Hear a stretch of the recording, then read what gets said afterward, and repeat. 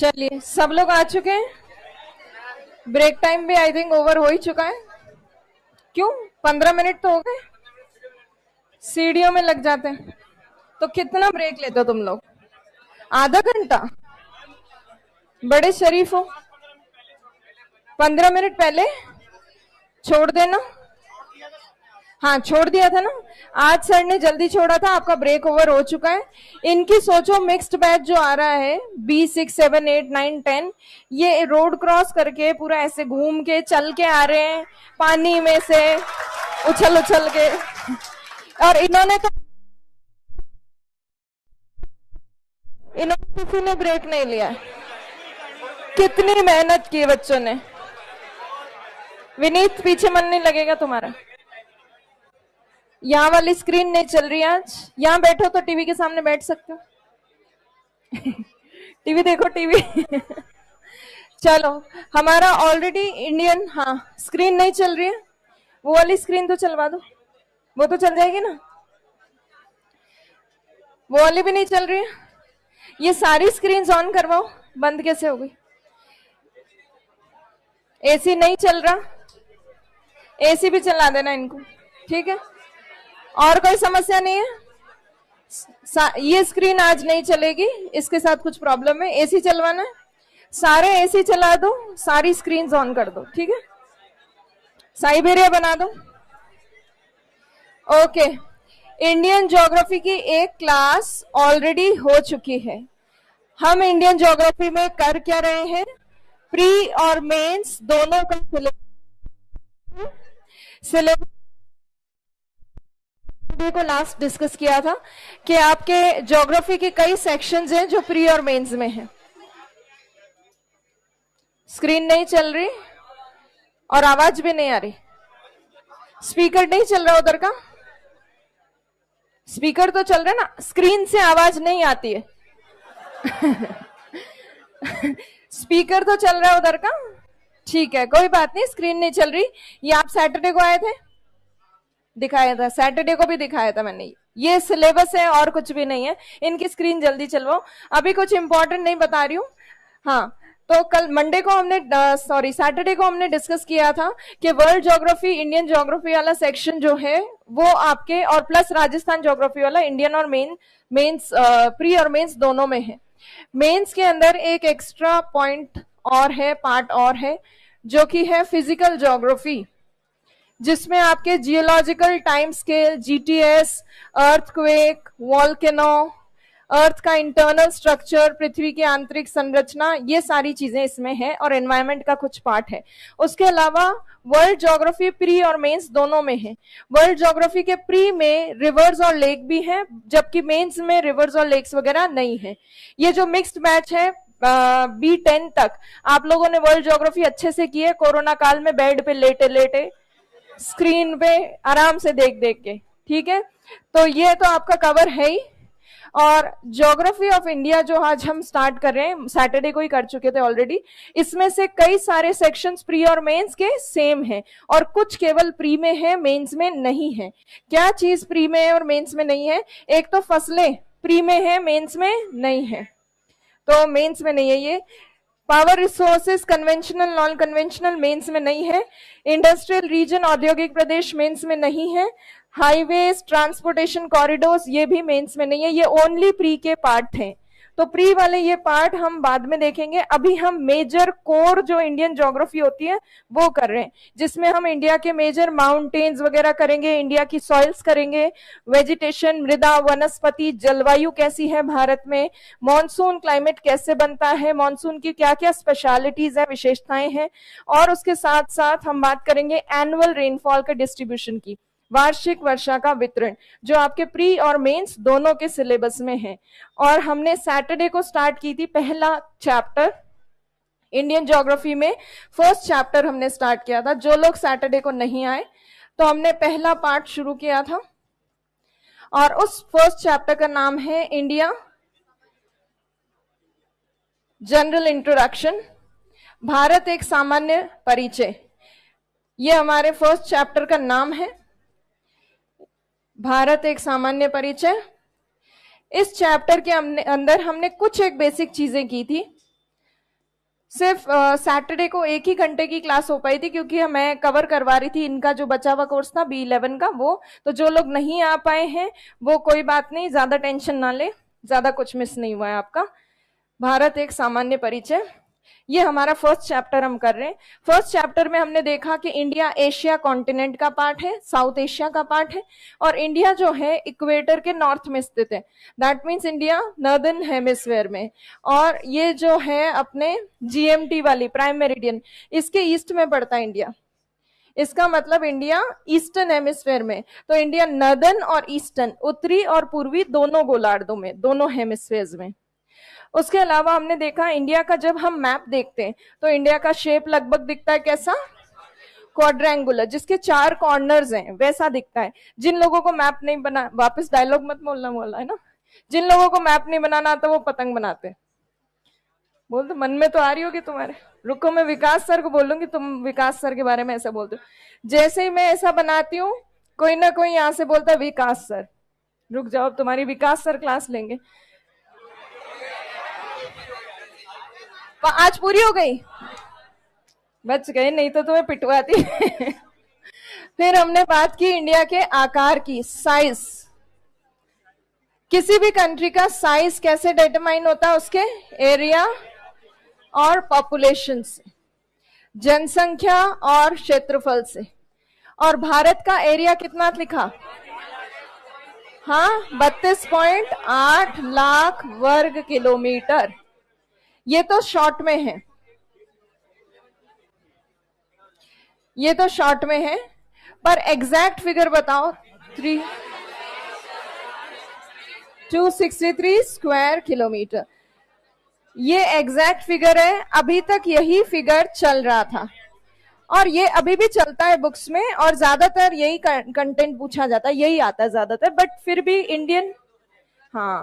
Indian government ने नया release कर दिया है, इसमें 206 स्क्वायर किलोमीटर प्लस कर लो तो नया डेटा 87469, ये इंडिया का नया एरिया है। हाँ, पानी निकल रहा है, अच्छा AC चलवा दो ये वाला। अच्छा, इंडिया का एरिया वर्ल्ड के एरिया का कितना परसेंट है, 2.4%। एरिया वाइज इंडिया की रैंक है 7th पोजीशन। फर्स्ट पोजीशन पे, second, third, fourth, fifth, six, हाँ, इंडिया लास्ट में 7, बाकी सब तो तुमने चीख चीख के पता नहीं क्या ही बोले।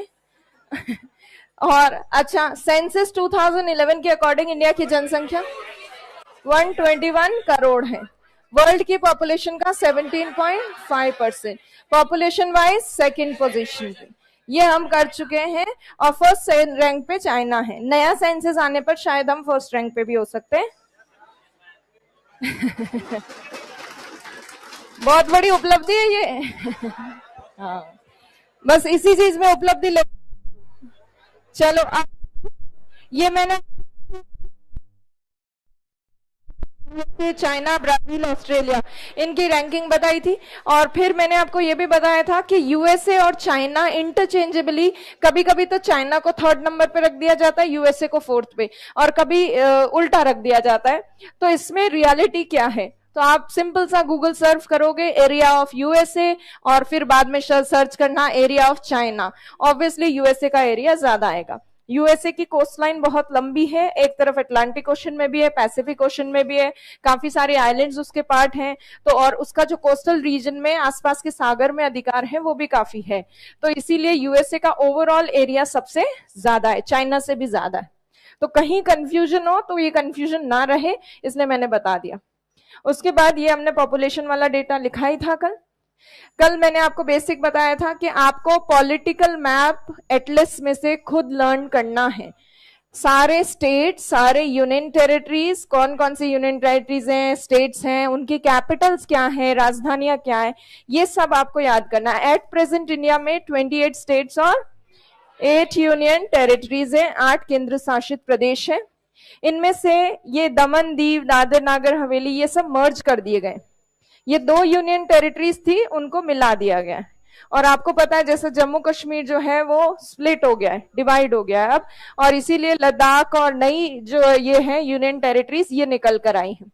सबसे बड़ी यूनियन टेरिटरी अब हो गई है लद्दाख और सबसे छोटी है लक्षद्वीप। अच्छा, एक चीज जो आपको एटलस में ढंग से देखनी है वो पुडुचेरी के 4 डिस्ट्रिक्ट है वो देखने। माहे केरल वाले पार्ट में है, पुडुचेरी और कैरिकल तमिलनाडु वाले पार्ट में, और आंध्र प्रदेश में यनम। यनम जहां आपको दिखेगा वहां आप देखना कृष्णा गोदावरी नदियों का डेल्टा रीजन, तो कृष्णा गोदावरी के डेल्टा रीजन के बिल्कुल पास में ही है यनम। तो ये आपको याद होने चाहिए, ये प्री में कई बार पूछ लेते हैं, मैच करने को बोल देते हैं। स्टेट्स के कैपिटल्स भी याद होने चाहिए, हालांकि पूछता कोई नहीं है। नॉर्थ ईस्टर्न स्टेट्स का सीक्वेंस याद होना चाहिए, अरुणाचल प्रदेश फिर नागालैंड। कई बार सीक्वेंस आपका क्लियर नहीं होता तो आपको नहीं पता चलता। कभी कभी क्वेश्चंस ऐसे आते हैं कि आप बताइए, आप गुजरात से आपको जाना है वेस्ट बंगाल और आप तटवर्ती क्षेत्र से जा रहे हो कोस्ट से, तो कौन कौन से स्टेट से गुजरोगे? कभी कभी तो पूछ लेते। हाँ, यहाँ तो दिख रहे हैं। कभी कुछ लोग एग्जाम में कंफ्यूज हो जाते, तेलंगाना अंदर है या बाहर है, ये बेसिक चीजें पता होनी चाहिए आपको। नंबर ऑफ स्टेट्स भी पूछ लेते, तो कई बार गिनती करनी पड़ती है कि कितने नंबर हैं, तो वो सब आप उसके लिए प्रिपेयर्ड होने चाहिए। फिर आपसे ये पूछ लेते हैं कि पाकिस्तान के साथ कौन कौन से बॉर्डर बना रहे हैं, अफगानिस्तान के साथ कौन से बना रहे हैं, चाइना के साथ कौन से बॉर्डर बना रहे हैं स्टेट्स, नेपाल के साथ, भूटान और यहाँ पे बांग्लादेश, म्यांमार, इनके साथ कौन कौन बॉर्डर बना रहे। बंद हो गया? चला रहे हो? आज हो क्या रहा है? मौसम की वजह से एंटीने हिले हुए, तो थोड़ा सा असुविधा के लिए खेद है। तो ये सारी चीजें आपको याद करनी है। तो पॉलिटिकल मैप में क्या याद करना है ये समझ में आया। ट्रॉपिक ऑफ कैंसर कहां से गुजर रही है वो देखना है आपको। ट्रॉपिक ऑफ कैंसर के पास कौन कौन सी सिटीज दिख रही हैं आपको एटलस में आसपास, वो थोड़ा देखना है। क्लोजेस्ट सिटीज जो हैं वो तो मैं लिखवाऊंगी, पर आसपास की सिटीज को भी देखना है। फिर उसके अलावा और क्या पूछते हैं एग्जाम में, तो एग्जाम में पॉलिटिकल मैप से रिलेटेड पूछते हैं। जैसे मान लो दिल्ली दे दिया, दूसरी तरफ इधर कोई भी आपको दे दिया, मान लो कुछ भी दे दिया, मान लो आपको दे दिया दार्जिलिंग दे दिया, तो अब आपको पता है कि दार्जिलिंग समवेयर वेस्ट बंगाल में है, बट अभी तो यहाँ दिख रहा है क्लियरली दिल्ली। कई बार हमें क्लियर नहीं होता कि ये दार्जिलिंग ऊपर होगा थोड़ा नॉर्थ में या दिल्ली नॉर्थ में होगा। तो मेन जो सिटीज वगैरह हैं उनका लोकेशन देखो कि कौन ज्यादा नॉर्थ में है, कौन साउथ में है। कई बार ये भी पूछ लेते हैं कि सेम लैटिट्यूड में सीध में कौन सी है। जैसे ये राजस्थान वाला पार्ट है, तो राजस्थान के सीध में देखो ये अरुणाचल प्रदेश वाला स्टेट आ जाता है, तो अरुणाचल प्रदेश का कुछ पार्ट पूछ ले, राजस्थान का कुछ पार्ट पूछ ले कि ये सेम लैटिट्यूड पे है कि या सेम सीध में है या समान। उत्तर दक्षिण अरेंजमेंट करवा सकते हैं सिटीज का, आपको ईस्ट से वेस्ट अरेंजमेंट भी करा सकते हैं। ईस्ट से वेस्ट जब अरेंजमेंट कराते हैं, जैसे मान लो दिल्ली है, यहाँ बैंगलोर है, तो अब आपको ये क्लियरिटी नहीं होती कि दिल्ली थोड़ा वेस्ट में है या बैंगलोर थोड़ा वेस्ट में है। तो मेन बहुत फेमस जो सिटीज हैं उनको थोड़ा सा देख लो, और बाकी एग्जाम में कोई अलग ही अंदर से कोई डीप मतलब ऐसी लोकल सी सिटी का पूछ लिया तो उसमें डरना नहीं है, क्योंकि कुछ सिटीज तो कॉमन आएंगी ही। तो जो ज्यादा परिचित सिटीज हैं उनको सॉल्व कर लो, तीसरा वाला चौथा वाला अपने आप सॉल्व हो जाएगा। एक आध ऑप्शन तो ऑटोमेटिकली सॉल्व हो जाता है, बाकी के 3 ऑप्शंस आते हो तो ऐसी आपको पॉलिटिकल मैप की प्रैक्टिस करनी है। फिर उसके बाद ये मैंने आपको बताया, ये चल गई, ये भी चल गई, चमत्कार, ये बंद हो गई। कोई बात नहीं, इन लोगों को कोई दिक्कत नहीं, यहां से उठ के यहां चले जाएंगे। हाँ, देखते हैं अभी कुछ होता है। लार्जेस्ट स्टेट इंडिया का कौन सा है? Smallest state, largest union territory और स्मॉलेस्ट यूनियन टेरिटरी। और फिर उसके बाद यहाँ पे ये हमने ड्रॉ किया था मैप सैटरडे को, हमने उसमें इंडिया का सदर्न मोस्ट पॉइंट जो इंदिरा पॉइंट है, और वो कहाँ है? लक्षद्वीप, सॉरी अंडमान निकोबार पे। मेन पार्सन पॉइंट भी कहते हैं इसको, पिग्मेलियन पॉइंट भी कहते हैं। फिर हमने मेन लैंड का सदर्न मोस्ट पॉइंट देखा, कन्याकुमारी। मुख्य भूभाग का सबसे उत्तरी भाग इंद्रकोल। मेन लैंड का सबसे वेस्टर्न मोस्ट पार्ट गुहर मोती। मेन लैंड का सबसे ईस्टर्न मोस्ट पार्ट किबिथू गांव। तो ये प्लेसेस के नाम पता होने चाहिए, ये डिग्रियां रटी हुई लर्न होनी चाहिए। और उसके अलावा ये जो है यहाँ पर, ये इंडिया का वेस्टर्न मोस्ट पार्ट है, फिर भी इसमें ईस्ट का ई लिखा हुआ है, क्योंकि पूरा का पूरा इंडिया ईस्टर्न हेमिस्फेयर में है, पूर्वी गोलार्ध में। तो चाहे इधर का लॉन्गिट्यूड की बात करो चाहे उधर के लॉन्गिट्यूड की, दोनों में ईस्ट का ई ही लगेगा। तो कोई कंफ्यूज ना हो कि यहाँ पे अपनी अक्ल लगा के ये मिसप्रिंट है ये तो, और आप काट के यहाँ डब्ल्यू कर लो, नहीं, ये गलत है, ये ईस्ट सही लिखा हुआ है। क्लियर है? और इंडिया के मेन लैंड का नॉर्थ से साउथ तक का एक्सटेंशन कितना है? 3214, और ईस्ट से वेस्ट का एक्सटेंशन 2933। अगर हम राउंड फिगर में देखें, जैसे मान लो इसको 37.6 की जगह आप इसको मान लो 38 राउंड फिगर में, और इसको आप 8 मान लो, तो 38 माइनस 8 कितने डिग्री का? 30 डिग्री का। इंडिया के मेन लैंड का लैटिट्यूडनल एक्सटेंशन हो गया 30 डिग्री का। इसी तरह से इसको राउंड फिगर में 69 मान लो, या इसको जो भी मान लो, तो राउंड फिगर में इनको कैलकुलेट जब करते हो तो इन दोनों के बीच में भी डिफरेंस कितना है? 30 डिग्री का। जब दोनों नॉर्थ साउथ और ईस्ट वेस्ट में डिग्रीज के डिफरेंस तो 30 ही है, तो दोनों में डिस्टेंस में, दूरी में कमी और बढ़ोतरी क्यों हो जाती? नॉर्थ से साउथ तक का डिस्टेंस ज्यादा क्यों है ईस्ट से वेस्ट के डिस्टेंस के कंपैरिजन में? हाँ, क्योंकि नॉर्थ से साउथ तक का डिस्टेंस तो बता रहे हैं लैटिट्यूड्स, अक्षांश, और लैटिट्यूड्स का नेचर कैसा होता है? वो समान दूरी बनी रहती है। जैसे इक्वेटर से आप पोल्स की तरफ जाओगे, मान लो ये ग्लोब है, हम बनाते हैं इक्वेटर, इक्वेटर से आप नॉर्थ में चले जाओ, हर लैटिट्यूड के बीच में, अक्षांश के बीच में सिमिलर डिस्टेंस है, और लगभग 30 डिग्री का लैटिट्यूडनल एक्सटेंशन होगा, तो उनमें अच्छी खासी दूरी होगी, ऊपर से नीचे तक ठीक ठाक दूरी होगी। पर लॉन्गिट्यूड्स का नेचर कैसा है? हाँ, इक्वेटर से पोल्स की तरफ जाते जाते दूरी कम हो जाती है। तो जहां से हम इंडिया के लॉन्गिट्यूड्स को मेजर कर रहे हैं, वहां लॉन्गिट्यूड्स के बीच में डिस्टेंस कम हो चुका होता है। इसी वजह से 30 डिग्री लॉन्गिट्यूड आ तो जाते हैं गिनती में 30 लॉन्गिट्यूड्स, पर वो लॉन्गिट्यूड डिस्टेंस कम कवर करते हैं। जैसे मान लो आप इंडिया को अगर देखोगे, इंडिया का लॉन्गिट्यूडनल एक्सटेंशन, तो समवेयर कर्क रेखा के आसपास देखोगे, ट्रॉपिक ऑफ कैंसर के आसपास आते आते लॉन्गिट्यूड्स के बीच की दूरी कम हो जाती। तो ईस्ट वेस्ट एक्सटेंशन इंडिया का कम है, डिग्रीज में तो 30 है बट डिस्टेंस कम है। ये क्लियर है सबको? तो अब आगे देखते हैं। फिर हमने बात की थी किसकी? अक्षांशों का प्रभाव हमने लिखा था, इम्पैक्ट ऑफ लैटिट्यूड। अक्षांशों के प्रभाव को हमने डिस्कस किया था सैटरडे को। भारत का अक्षांशीय विस्तार, लैटिट्यूडनल एक्सटेंशन है 30 डिग्री का। मैंने सैटरडे को आपको यह भी पूछा था कि लैटिट्यूडनल एक्सटेंशन कैसे दिखता है, नॉर्थ टू साउथ या ईस्ट टू वेस्ट? अक्षांशीय विस्तार कैसा दिखेगा? नॉर्थ से साउथ, क्योंकि अक्षांश होते हैं कैलकुलेट इक्वेटर से पोल्स तक, 0 1 2 3 4, तो आप ऊपर जा रहे हो नॉर्थ की तरफ, तो नॉर्थ टू साउथ जो एक्सटेंशन होगा विस्तार, वो कौन बताएंगे? लैटिट्यूड्स बताएंगे। और ईस्ट से वेस्ट का एक्सटेंशन कौन बताएंगे? लॉन्गिट्यूड्स बताएंगे। तो ये अक्षांशीय विस्तार जब हम देखते हैं तो इंडिया का ऊपर से नीचे तक लैटिट्यूडनल एक्सटेंशन 30 डिग्री का है। 30 डिग्री के लैटिट्यूडनल एक्सटेंशन में एक एक लैटिट्यूड जैसे जैसे बढ़ता है वैसे वैसे टेम्परेचर कम होता है। आप 0 डिग्री से पोल्स की तरफ जाते हो, टेम्परेचर थोड़ा थोड़ा कम होता जाता है, डिक्रीज होता जाता है। तो इसका मतलब इंडिया तो 30 डिग्री तक फैला हुआ है, तो साउथ इंडिया में और नॉर्थ इंडिया में कितना डिफरेंस होगा? टेम्परेचर में होगा डिफरेंस। तो इसीलिए उत्तर और दक्षिण भारत में तापमान में अंतर होता है। तापमान में अंतर होगा तो प्रेशर में भी अंतर होगा, क्योंकि टेम्परेचर डिसाइड करता है कि लो प्रेशर होगा या हाई प्रेशर होगा, तो प्रेशर भी डिसाइड होगा टेम्परेचर से। और प्रेशर क्या डिसाइड करता है कि विंड कैसे चलेंगी? विंड चलती है हाई प्रेशर से लो प्रेशर। तो अब कहाँ हाई प्रेशर बनेगा और कहाँ लो प्रेशर बनेगा, ये कौन डिसाइड करेगा? टेम्परेचर। और जहां पे भी जैसी प्रेशर कंडीशंस होगी उस हिसाब से विंड चलेंगी। और अगर वो पवनें जल से स्थल की तरफ आ रही है, वाटर से लैंड की तरफ, तो वो क्या लेकर आएंगी? वर्षा लेकर आएंगे। या फिर हो सकता है वो लैंड से वाटर की तरफ जा रही हो तो वो रेनफॉल ना भी लेकर आए।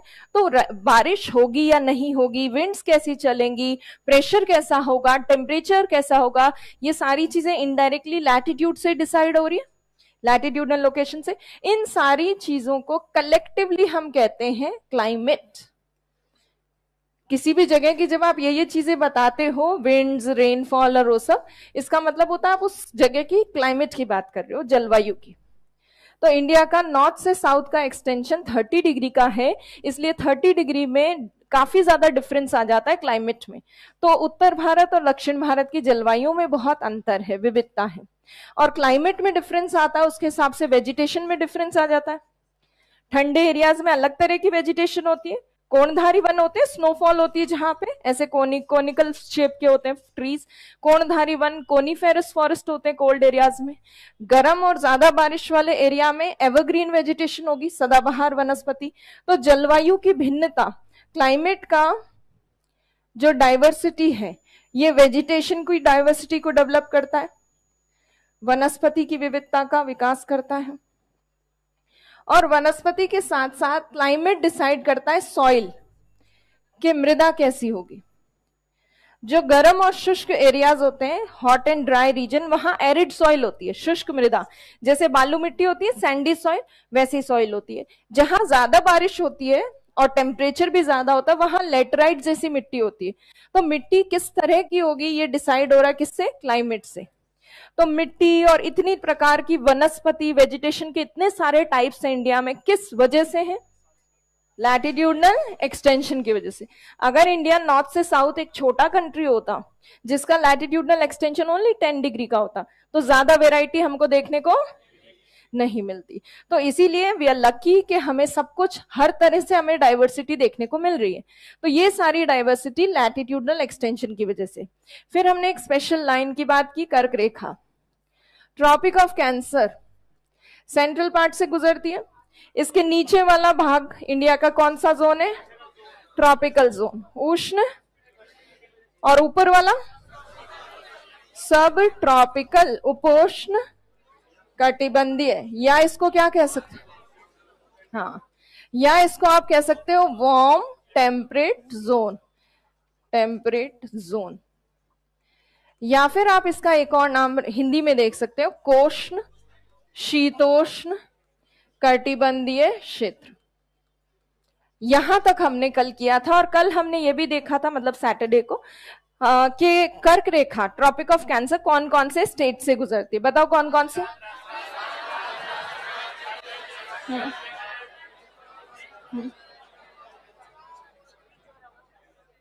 सबको आता है? Very good. अब मैं पूछूंगी, वो बताएंगे। पक्का सबको पता है? ठीक है। हाँ, अब बताओ, अभी याद करो, कितने राज्यों से गुजरती? हाँ, कितने राज्यों से गुजरती है? 8 राज्यों से गुजरती है। और ये बताइए, ट्रॉपिक ऑफ कैंसर जो है उसके नजदीक कुछ शहर हैं, वो हमने देखे थे। शहरों में मतलब लिखे नहीं थे, लास्ट में ये छोड़ के गई थी मैं। ट्रॉपिक ऑफ कैंसर की डिग्री अगर हमें बताने को कहा जाए तो डिग्री होती है 23.50 डिग्री। मिनट नहीं है, ये डिग्री है। और ये जो डिग्री है ट्रॉपिक ऑफ कैंसर की, कर्क रेखा की, इसके क्लोजेस्ट कौन से कैपिटल की डिग्री है? मतलब ये कौन सा कैपिटल, राजधानी जो है वो उसके सबसे निकटतम है। तो कभी पूछा जाए एग्जाम में तो रांची। कभी आपको 2-4 कहीं पे सिटीज आ जाए और आप कंफ्यूज हो जाओ, एग्जाम में तो नहीं देख सकते मोबाइल यूज करके, बट मान लो आप प्रैक्टिस कर रहे हो, कहीं कोई प्रैक्टिस बुक्स में से कोई क्वेश्चन आ गया और आप कंफ्यूज हो कि इसका आंसर सही भी है कि नहीं है, तो इन दैट केस आप बस उस सिटी का नाम टाइप किया करो। आप जैसे ही गूगल पे सर्च करोगे, विकिपीडिया वगैरह पे, उसके कोऑर्डिनेट्स आते हैं, उसकी डिग्रीज आती है, लैटिट्यूड की भी आती है और उसकी लॉन्गिट्यूड की भी डिग्री आती है। तो उस हिसाब से आपको पता चल जाएगा ये ट्रॉपिक ऑफ कैंसर के पास है भी कि नहीं है, या इससे ज्यादा निकट कौन सा स्थान। कभी भी कंफ्यूजन हो, you can directly check it. तो कर्क रेखा, ट्रॉपिक ऑफ कैंसर के क्लोजेस्ट जो कैपिटल है वो है रांची।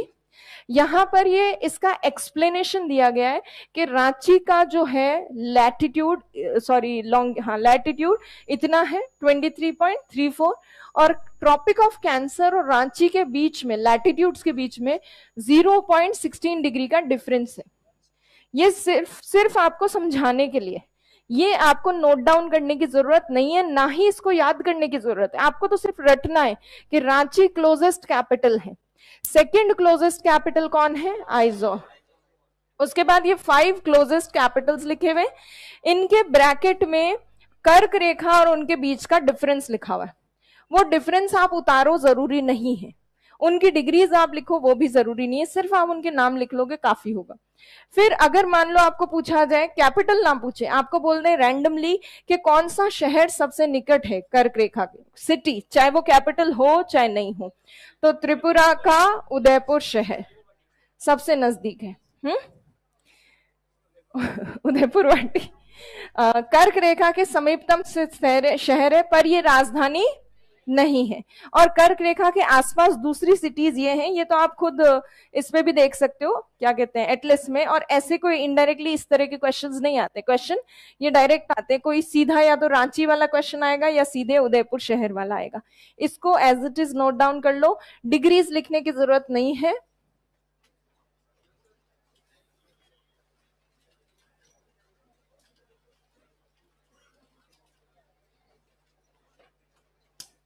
यहां से नहीं दिख रहा होगा,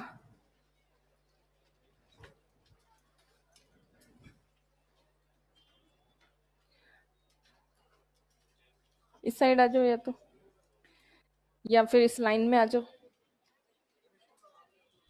हाँ, इस लाइन में थोड़ी जगह है बीच में, दो, ये दोनों के पीछे एक जने की जगह नहीं दिख रहा। स्टूल चाहिए, स्टूल इसके पीछे भी पड़ी थी, है नहीं है क्या? स्टूल लाओ ना, और स्टूल कहाँ है? और यहाँ एक स्टूल खाली पड़ा है, बैग वैग है बच्चों के, और कोई स्टूल नहीं है क्या?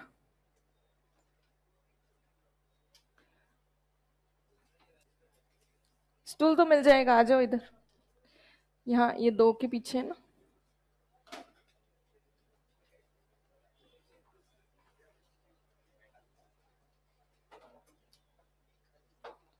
यही रखनी है,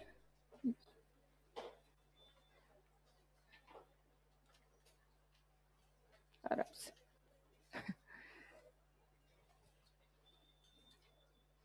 कोशिश करो ध्रुव जी से फोन पे बात कर लो।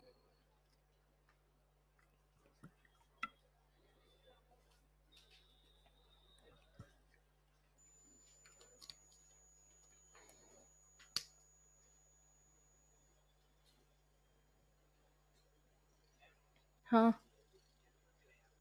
क्या है? कितने? 50 रुपए?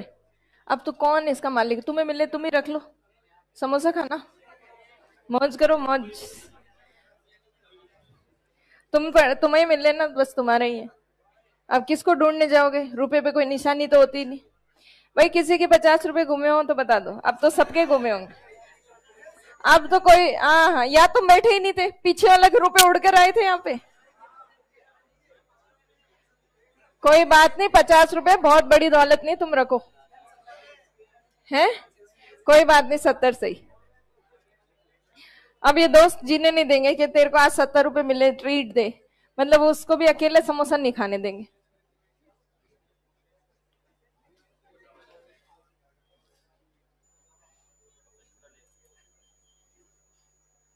डिग्री विग्री कोई लिखने की जरूरत नहीं, याद भी करने की जरूरत नहीं है, मेन मेन चीज लिख लो।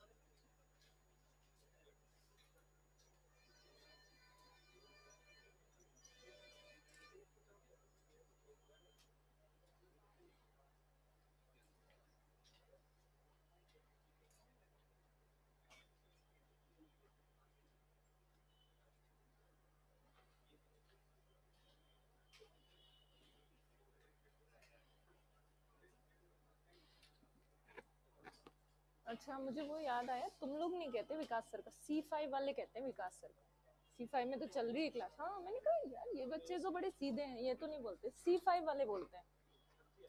हाँ C5 वालों करूंगी विकास सर को शिकायत।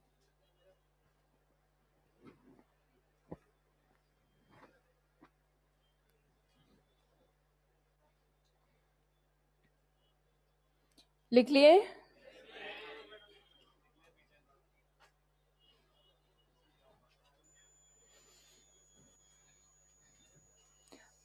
और एटलीस्ट भी ले आया करो, कभी फ्री हो तो देख लिया करो, लाते हो तो देख लिया करो।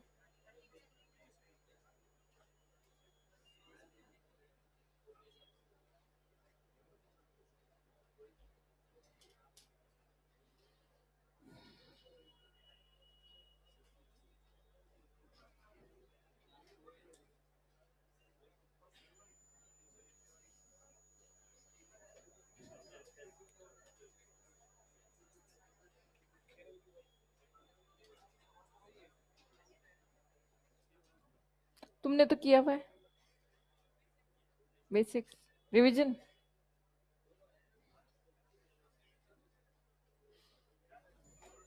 हो गया आप सबका? जल्दी करो।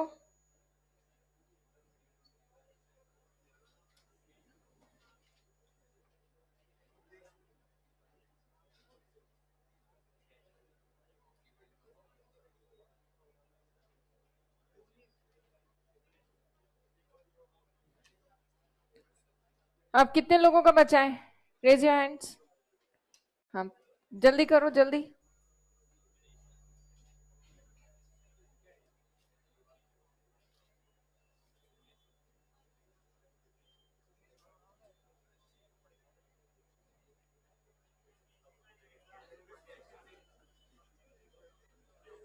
नीचे करो या ऊपर करो?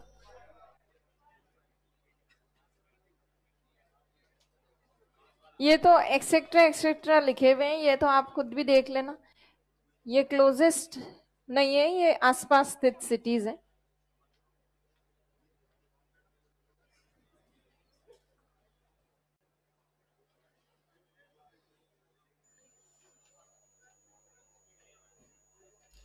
हो गया? चलिए, अब आप हेडिंग डालिए, देशांतरीय विस्तार का प्रभाव, इम्पैक्ट ऑफ। हाँ, लिखवा दिया, देशांतरीय विस्तार भी कर लिया था। अच्छा, इम्पैक्ट ऑफ लॉन्गिट्यूडनल एक्सटेंशन भी हम कर चुके हैं। और देशांतरीय विस्तार में हमने देखा लॉन्गिट्यूडनल एक्सटेंशन कैसा होता है, पूर्व से पश्चिम के बीच, ईस्ट से वेस्ट। ईस्ट से वेस्ट का 30 डिग्री का डिस्टेंस है, तो इसका मतलब डिग्रीज 30 है। 30 डिग्री के डिफरेंस में कितने घंटे का फर्क आ जाता है? 2 घंटे का फर्क। इसका मतलब इंडिया के वेस्टर्न मोस्ट और ईस्टर्न मोस्ट पॉइंट के बीच में, सबसे पूर्वी और पश्चिमी भाग के बीच में कितना डिस्टेंस, कितना घंटे का डिफरेंस? 2 घंटे का। 2 घंटे का डिफरेंस है। और इंडिया ने बीच का एक लॉन्गिट्यूड चुना है 82.5 डिग्री, 82.5 डिग्री, जहां से इंडिया का क्या डिसाइड होता है? स्टैंडर्ड टाइम, मानक समय। हाँ, और ये कितने स्टेट से गुजरता है 82.5? कौन कौन से?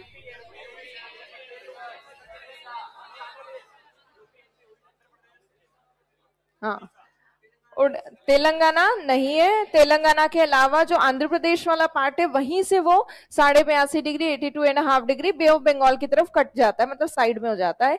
और क्या हमने ये लिखा था कि ट्रॉपिक ऑफ कैंसर और ये 82.5 डिग्री कहाँ मिलते हैं?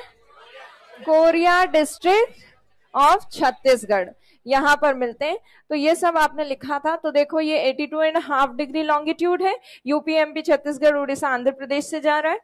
ये हम कंटेंट लिख चुके हैं सैटरडे वाली क्लास में।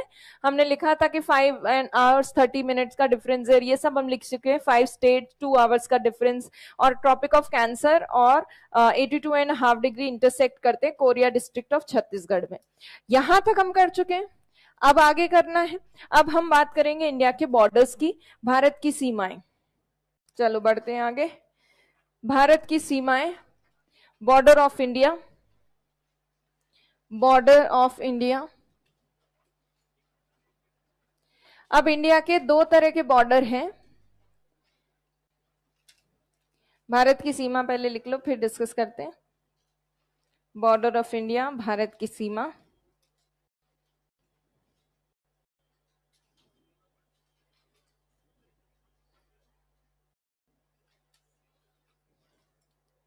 दो तरह के बॉर्डर है इंडिया के। एक तो ऊपर वाला ये जो दिख रहा है, ये इंडिया का लैंड बॉर्डर है, ये स्थलीय सीमा है।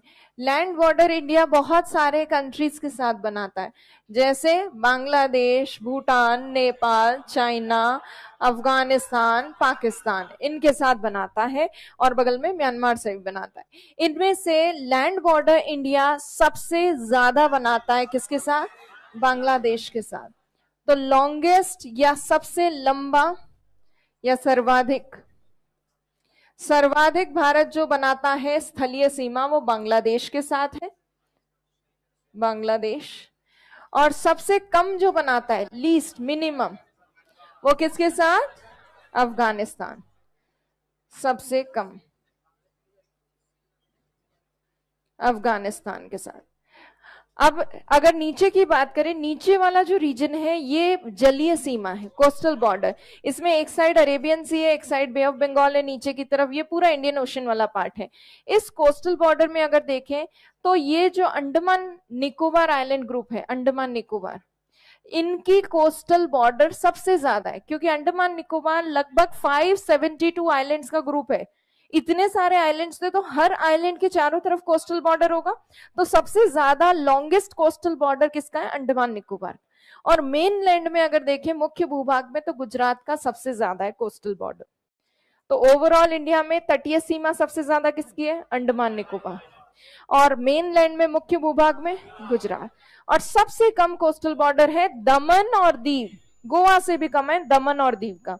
तो लीस्ट है, मिनिमम है दमन और दीव का। तो अब ये सब जो है लॉन्गेस्ट और ये सब ये भी लिखेंगे अभी। उससे पहले जो कोस्टल बॉर्डर भारत की जो सीमा है, उस बॉर्डर को हम दो पार्ट्स में डिवाइड करके देखते हैं, स्थलीय और जलीय सीमा या तटीय सीमा। इंडिया का स्थलीय सीमा लैंड बॉर्डर राउंड फिगर में जो एनसीईआरटीज वगैरह में बताया जाता है, जो आप रट सकते हो, 15,200 किलोमीटर। ये एनसीईआरटी और बच्चों की बुक्स में और जनरली कॉन्टेक्स्ट हम मतलब जनरल कॉन्टेक्स्ट में जब बात करते हैं या हम कहीं लिखते हैं आंसर में, तो हम रफली लगभग करके इतना लिख देते हैं।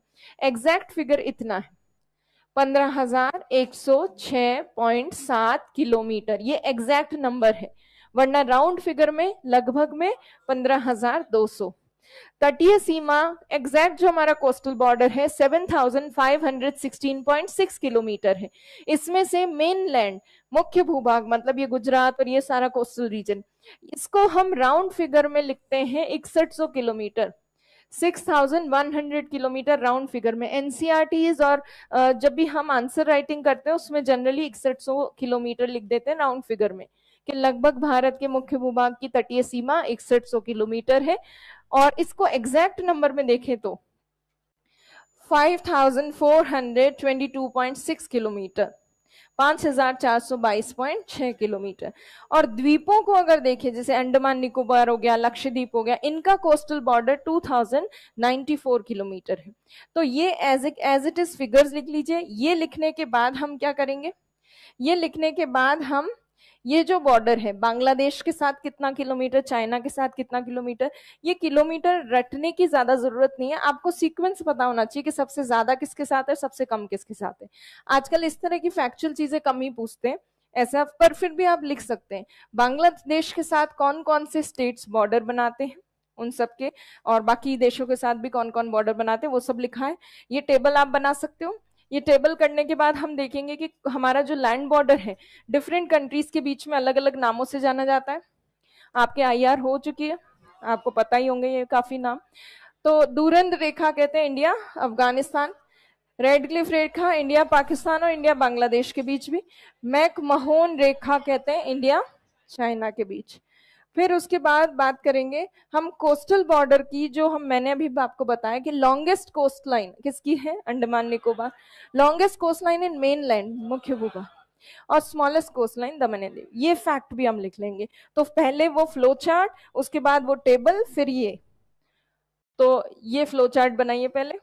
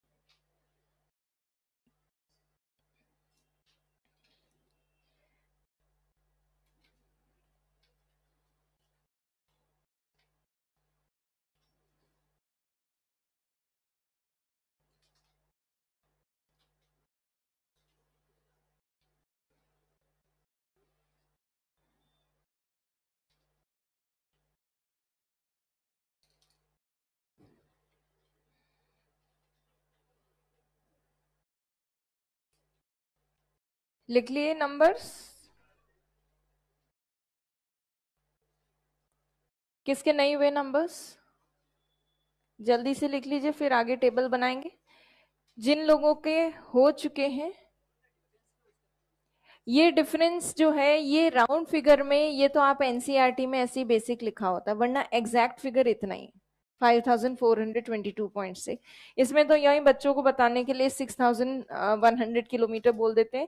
आंसर राइटिंग में भी हम लगभग उसी को मानते हैं कि भारत की तटरेखा इतनी है, तो वो लिखते समय ऐसे लिख लेते हैं। अब इतना डिफरेंस होना तो नहीं चाहिए, पर जैसे आपने देखा इंडिया के एरिया में, पुराने और नए एरिया में आ गया है डिफरेंस।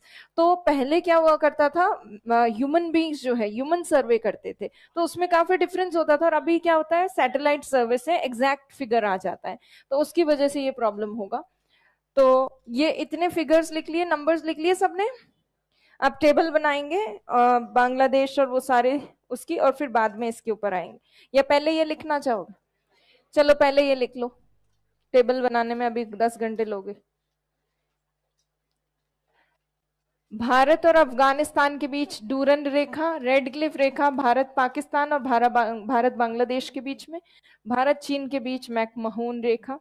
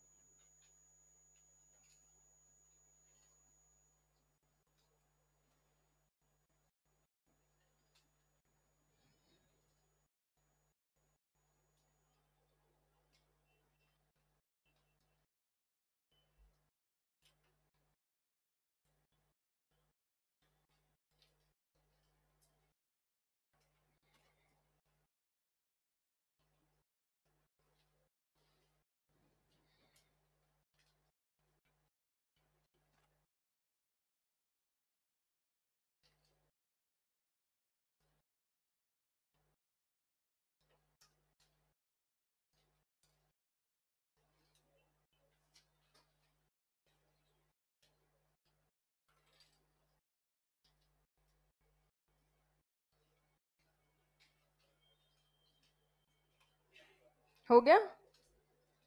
सबने लिख लिया? किसका नहीं हुआ? अच्छा हो गया सबका पीछे? एक दो लोग बच्चे हैं, जल्दी लिख लो।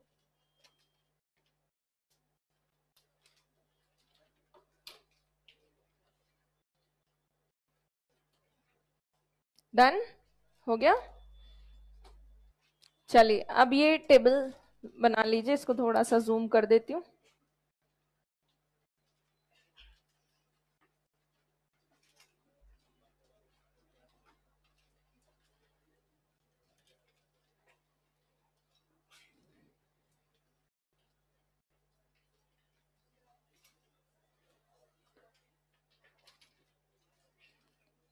बार बार ऊपर नीचे देखने में दिक्कत हो तो फोटो खींच के फिर लिख लो, कॉपी के सामने रख के जल्दी जल्दी।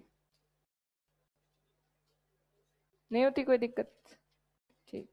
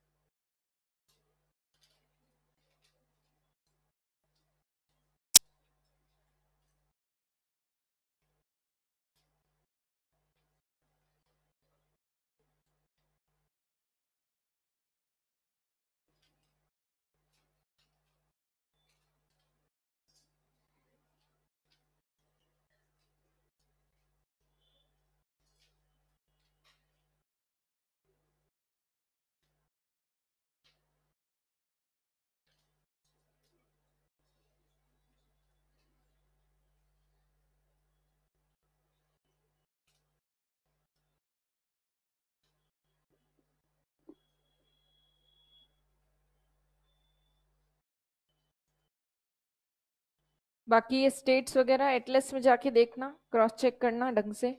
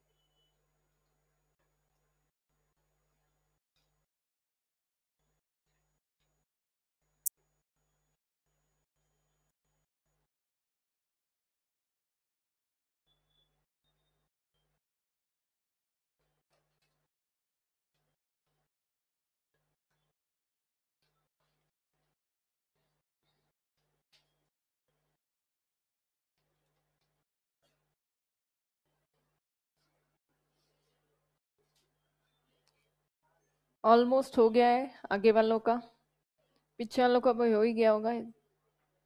सेम ही स्पीड होती है। लो पन्ने ही फट गए। दोबारा समय नहीं दूंगी, तुमने पन्ना तो फाड़ दिया।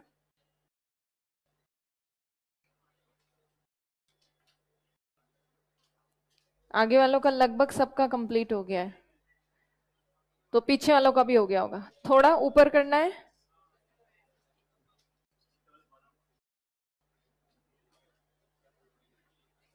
काफी है या और? ठीक है।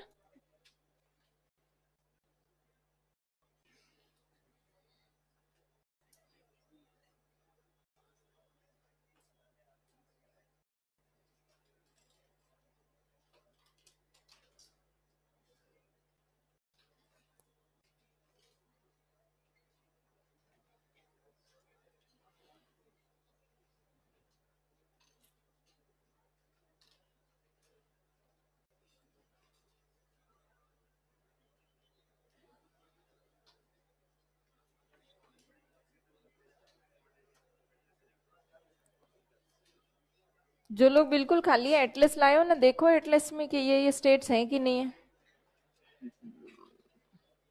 है क्या ये स्टेट्स? अब हो गया सबका? किसका बाकी है अभी भी? 2 3 4 5, जल्दी जल्दी लिखिए, तब तक बाकी लोग देख लो मैप में। फर्स्ट मैप निकालो ना, उसमें दिख जाएगा। हाँ, इसमें सारे दिख जाएंगे इसमें।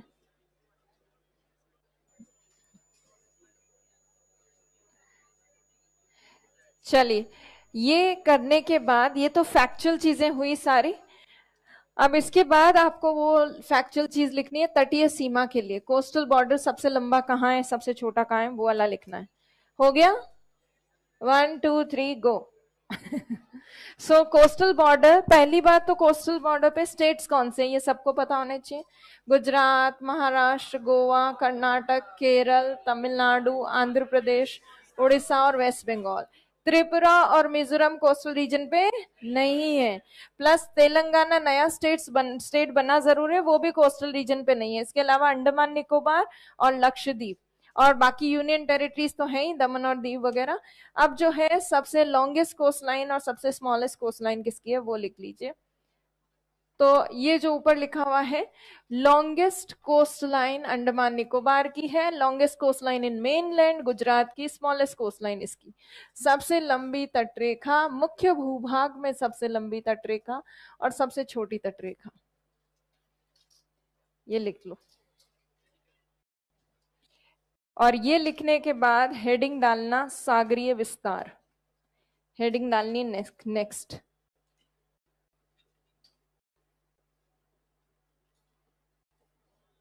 सी एक्सटेंशन, नेक्स्ट हेडिंग।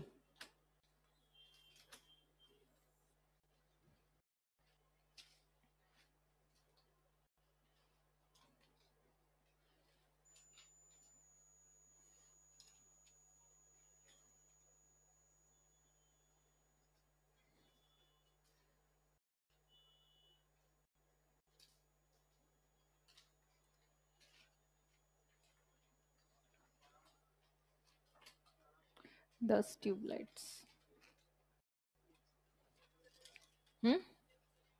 ये तो जल नहीं रही, नहीं तो 10 ट्यूबलाइट्स। बाहर यूवी जो है, यूवी इंडेक्स का जो नंबर आ रहा है बाहर, वो आ रहा है 1 या 2। और यहाँ क्लास के अंदर यूवी इंडेक्स का नंबर आ रहा है 6 बिकॉज ऑफ दीज 10 ट्यूबलाइट्स। तो चलो, सागरीय विस्तार, सी एक्सटेंशन, हेडिंग डाल ली, ये तीनों पॉइंट्स लिख लिए। सी एक्सटेंशन की हेडिंग डाल ली, सागरीय विस्तार, यहां तक सबका हो गया। अब करते हैं सागरीय विस्तार क्या होता है, या कहां तक भारत का सागरीय विस्तार है। ये किसके नहीं हुए 3 पॉइंट्स? हो गए सबके? अब देखिए, सी एक्सटेंशन आपने हेडिंग डाली है, इंडिया के तटरेखा के पास में सागर है, बंगाल की खाड़ी है, अरब सागर है, और आसपास जो पानी होता है उस पर भी थोड़ी दूरी तक इंडिया का अधिकार होता है। आपने इकोनॉमी में, आईआर वगैरह में पढ़ा है ना? तो हाँ, ये इसके बारे में भी पढ़ा होगा।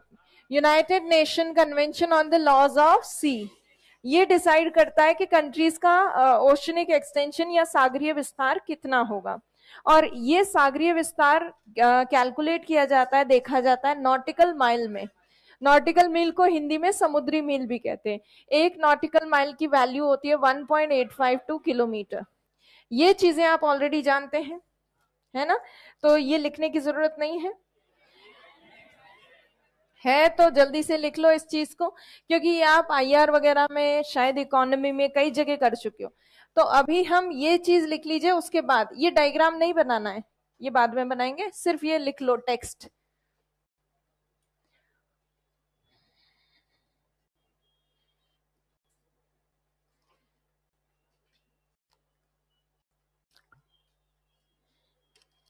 आपको नहीं दिख रहा ढंग से? दिख रहा है?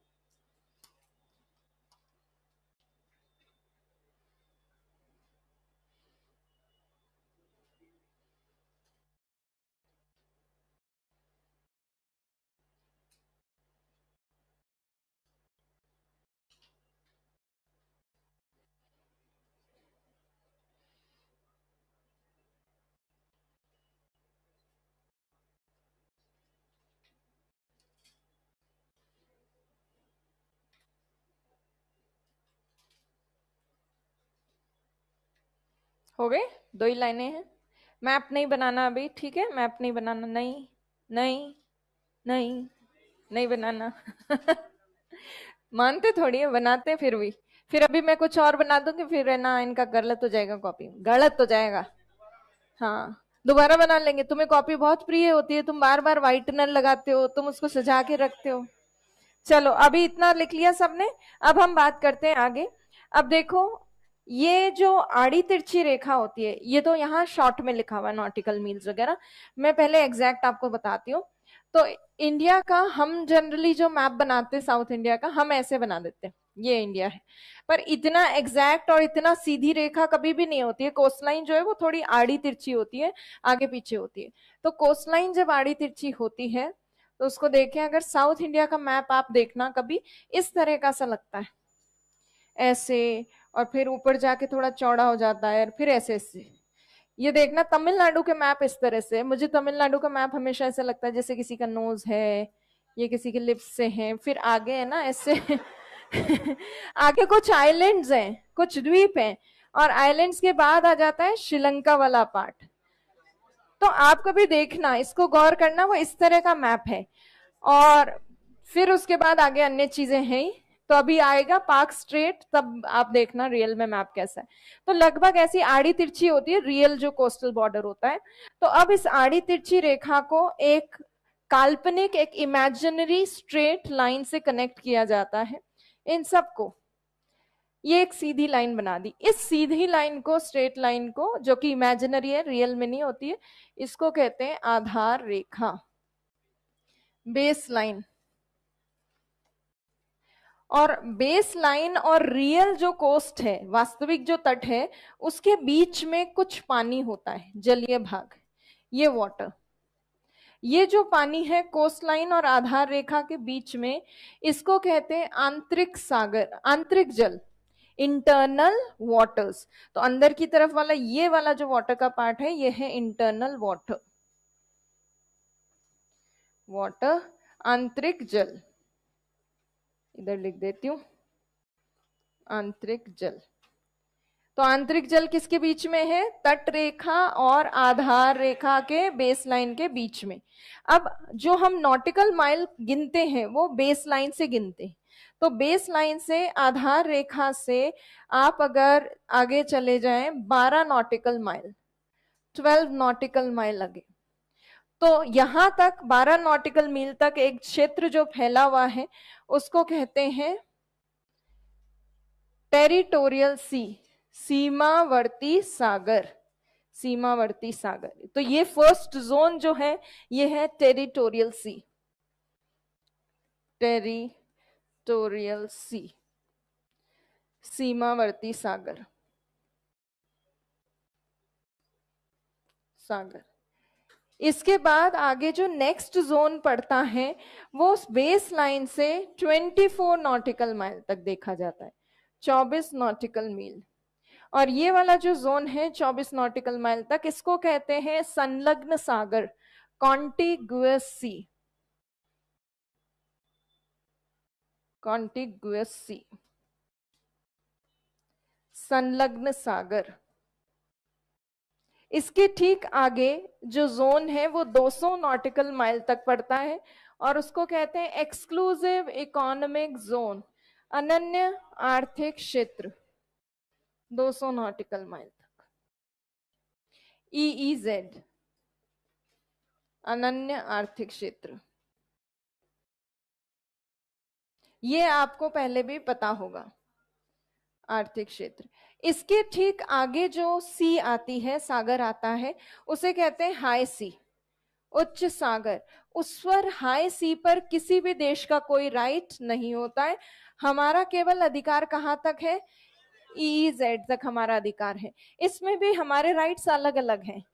इंटरनल वाटर जो है, आंतरिक जल, इसमें भारत को पूरा अधिकार, कंप्लीट राइट्स, बिना इंडिया से पूछे कोई इसमें एंटर नहीं करेगा। कोई आ गया तो इंडिया उसको, उन लोगों को अरेस्ट कर सकता है, उनके खिलाफ एक्शन ले सकता है। फिर उसके बाद आता है सीमावर्ती सागर, टेरिटोरियल सी, जो बेस लाइन से 12 नॉटिकल माइल तक है। यहां पर भी इंडिया को सब राइट्स हैं, पर इसमें और अंदर वाले वाटर में डिफरेंस ये है कि यहां से निर्दोष गमन की अनुमति है, इनोसेंट पासेज अलाउड है। कोई व्यक्ति जिसका कोई ऐसा गलत उद्देश्य नहीं है कि इंडिया के ऊपर अटैक करे या ऐसा कुछ, और कोई नॉर्मल कोई कहीं किसी देश का सिटीजन, मान लो पास में पड़ोस में श्रीलंका का कोई मछुआरा है, गलती से तैरता तैरता इधर आ गया और वो बिल्कुल जेन्युइनली लग रहा है कि हाँ उसकी कोई गलती नहीं है, तो उसको छोड़ा जा सकता है क्योंकि इनोसेंट पासेज अलाउड है, निर्दोष गमन यहां से अनुमति है उसकी, तो निर्दोष लोगों को यहां से छोड़ा जा सकता है, आ भी जाए गलती से तो। उसके बाद आता है बेस लाइन से 24 नॉटिकल माइल तक का क्षेत्र, जिसको कहते हैं कॉन्टिग्यूस सी, संलग्न सागर। कॉन्टिग्यूस सी जो है उसमें भारत को वित्तीय अधिकार प्राप्त है, फाइनेंशियल राइट्स। यहां से किसी देश का जहाज अगर जाता है तो इंडिया रोकेगा नहीं, जा सकता है वो, सिर्फ उस जहाज को जाने के लिए यहां से कस्टम ड्यूटी पे करनी पड़ेगी, सीमा शुल्क देना पड़ेगा, उसके अलावा कोई दिक्कत नहीं। तो कॉन्टिग्यूस सी में संलग्न सागर में जो राइट्स हैं इंडिया को, वो राइट्स कहां से शुरू हो जाते हैं? बेस लाइन से शुरू हो जाते हैं। इसका मतलब यहां से भी कोई जहाज अगर जा रहा है तो पहली बात, यहां से जाने वाले जहाज को इंडिया से परमिशन लेनी होगी कि क्या हम यहां से चले जाएं, और परमिशन के साथ साथ उसको एक और चीज देनी पड़ेगी, पैसा, कस्टम ड्यूटी देनी पड़ेगी। तो अब आगे जो है लास्ट पड़ता है एक्सक्लूसिव इकोनॉमिक जोन, जो 200 नॉटिकल माइल तक है। इस जोन में इंडिया को क्या क्या राइट्स है? रिसोर्सेज लेने का राइट है, समुद्री जो संसाधन है वो प्राप्त कर सकता है, समुद्री संसाधन मतलब तेल, गैस, मछलियां, वो सब यहां से ली जा सकती है। दूसरा इंडिया का राइट है कि यहाँ पे इंडिया आर्टिफिशियल आइलैंड्स जो है वो स्थापित कर सकता है, कृत्रिम द्वीप द्वीप यहाँ बना सकता है, और इंडिया को कोई भी अनुसंधान करना हो, रिसर्च करना हो, वो रिसर्च यहाँ इंडिया कर सकता है। आजकल विंड मिल्स भी समुद्र में डाली जाती है, एस्टैब्लिश की जाती है, पवन चक्कियां, तो वो पवन चक्कियां वगैरह भी यहाँ पे डाल सकते हैं। तो यहाँ पर हमें आर्थिक अधिकार प्राप्त है, इकोनॉमिक राइट्स प्राप्त है 200 नॉटिकल माइल्स तक। पर यहां से अगर कोई जहाज गुजरता है किसी देश का तो उससे हम पैसा नहीं ले सकते, वो जा सकता है जहाज दूसरी कंट्री का, पर यहाँ के जो रिसोर्सेज है उसके ऊपर अधिकार हमारा है। कोई देश अगर हमारे बहुत नजदीक है तो उसके साथ हमें शेयर करना पड़ता है ये जोन, और जब शेयरिंग होती है तो होती है लड़ाई, डिस्प्यूट्स होते हैं फिर। जैसे श्रीलंका हमारे बिल्कुल पास में, तो फिशिंग डिस्प्यूट्स श्रीलंका के साथ होते रहते हैं। तो ये जोन्स क्लियर है, समझ में आ गए? इन जोन्स में क्या क्या हमारे राइट्स हैं ये क्लियर है, ये बना लीजिए। ये पिंक कलर से लिखा हुआ दिख रहा है ना पीछे सबको, बनाओ ये वाला डायग्राम। तो ये डायग्राम बनाना है, आप कहो तो ये समझ में आ रहा है तो ये बना लो, प्रिंटेड बनाना हो तो प्रिंटेड बना लो भाई। ये वाला ज्यादा इजी है, देखो ये प्रैक्टिकली पॉसिबल चीज है कि बन सकती, मैंने बनाई तुम भी बना सकते हो। वो प्रिंटेड वाले थोड़े ऐसी हो जाती है।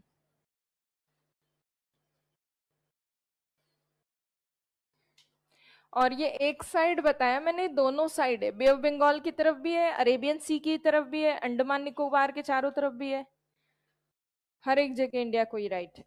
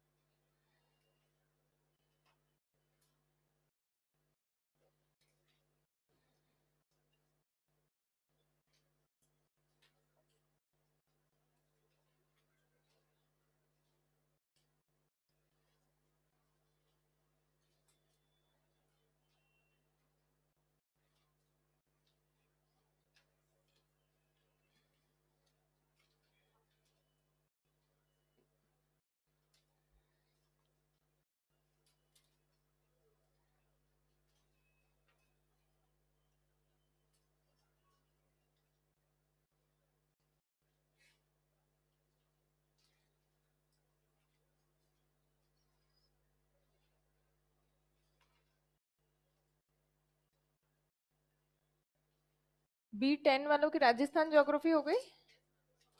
B10 हो गई। हाँ हो गई ना,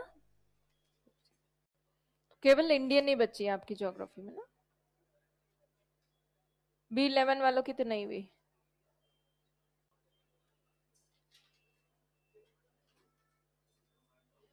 तो B11 के राजस्थान लगा देंगे इंडियन के बाद में। पहले क्या?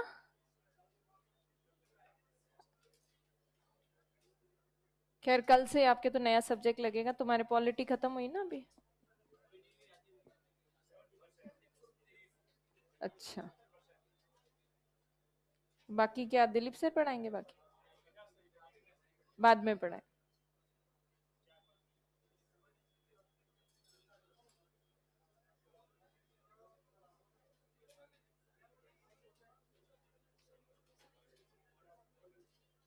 हाँ हो गया। चलो, अब किसका बाकी? पीछे वालों ने बना लिया देखो, जल्दी बना लो।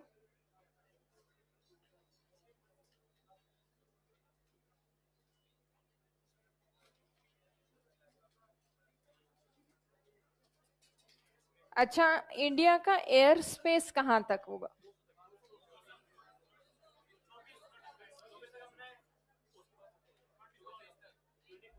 कोई कह रहा 24 तक, कोई कह रहा 200 तक।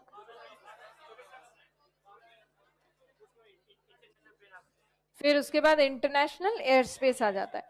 तो एयर स्पेस बेसिकली जिस एयर स्पेस के ऊपर हमारा राइट है, वो एयर स्पेस आपका 12 नॉटिकल माइल पे ही खत्म हो जाता है। इसके ऊपर ऊपर वाला जो आसमान है उस पर भी हमारा अधिकार है। मतलब 12 नॉटिकल माइल तक के ऊपर वाले आसमान के ऊपर भी कोई ड्रोन लेकर नहीं आ सकता हमारे ऊपर निगरानी करने के लिए। तो 12 नॉटिकल माइल तक का हमारा एयर स्पेस राइट भी है। तो बाकी चीजें जो है, आपको तो खैर सी वाला जो चीज है उसके ऊपर ज्यादा ध्यान देना है।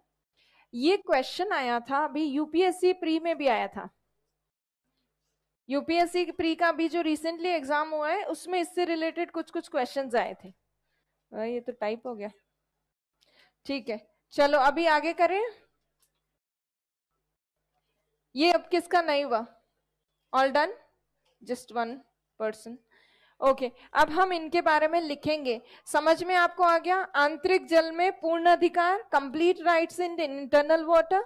देन उसके बाद टेरिटोरियल सी में, सीमावर्ती सागर में सारे अधिकार हैं, निर्दोष गमन, इनोसेंट पासेज अलाउड है।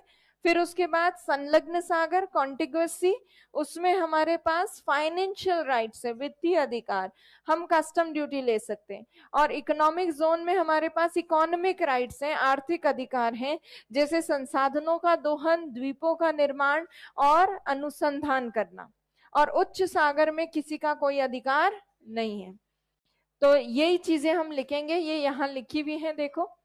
आंतरिक जल, भारत का पूर्ण संप्रभुत्व, सीमावर्ती सागर, संलग्न सागर, सबके बारे में शॉर्ट शॉर्ट लिखा हुआ है, ये लिख लीजिए।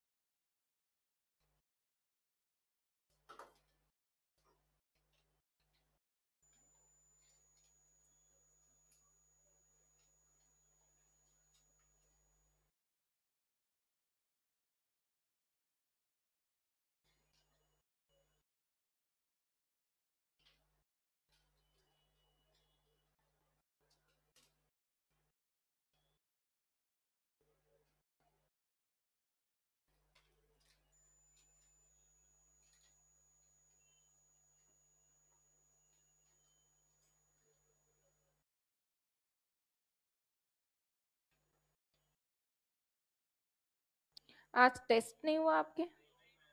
बाद में होगा। आज क्या था? नहीं, ऑब्जेक्टिव था, सब्जेक्ट।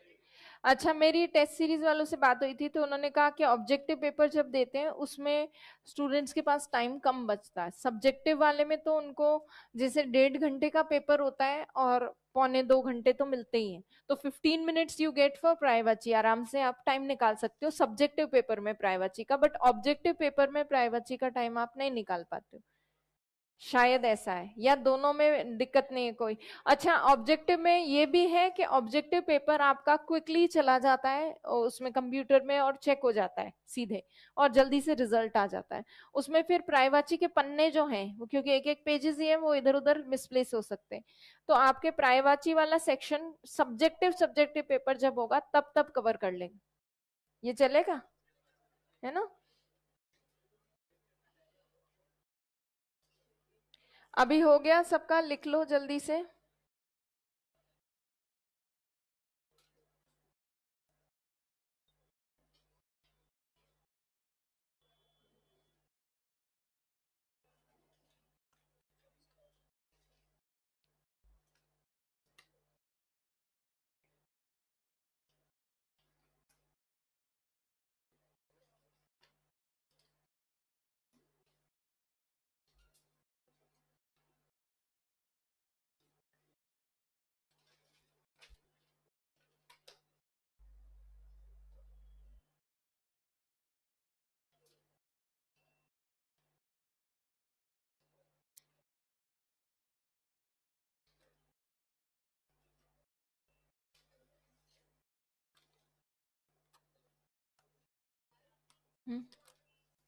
क्या चीज? कानून? कानून कहाँ तक लागू होते हैं? ये अब आपको आईआर वाले सर ने बताया होगा। 24 नॉटिकल माइल तक होते होंगे, मुझे एग्जैक्ट नहीं पता, बट शायद आईआर वाले सर ने बताया। 24 ही है ना? आईआर में नहीं पढ़ा, हुई आईआर कोर्स है ना, उसमें लिख बताया होगा। और जीडीपी वगैरह का सर ने बताया होगा इकोनॉमी में। जीडीपी वगैरह कहाँ तक देखते हैं? ई जेड तक। ऑब्वियसली जो आप मछलियां निकालोगे, तेल निकालोगे, वो जीडीपी वाला आपका ई जेड तक आ जाएगा, तो वो वहां तक होगा। अब सबका हो गया, किसका नहीं हुआ? जल्दी से लिख लीजिए, फिर आगे बढ़ेंगे। अब आपने कोस्टल बॉर्डर देख चुके हो, आप सी में आपका कितना एक्सटेंशन है वो देखा आपने। अब इस कोस्टल बॉर्डर का इंडिया के लिए क्या क्या बेनिफिट है और उस चीज को हम देखेंगे। तो तटीय सीमा का लाभ, बेनिफिट्स ऑफ कोस्टल बॉर्डर, ये हम नेक्स्ट चीज देखने वाले। हो गया सबका? हो गया। Benefits of coastal border heading डालिए,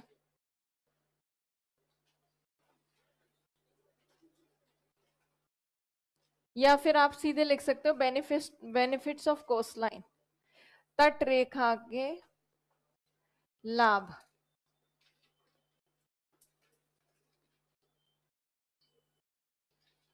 तट रेखा के लाभ।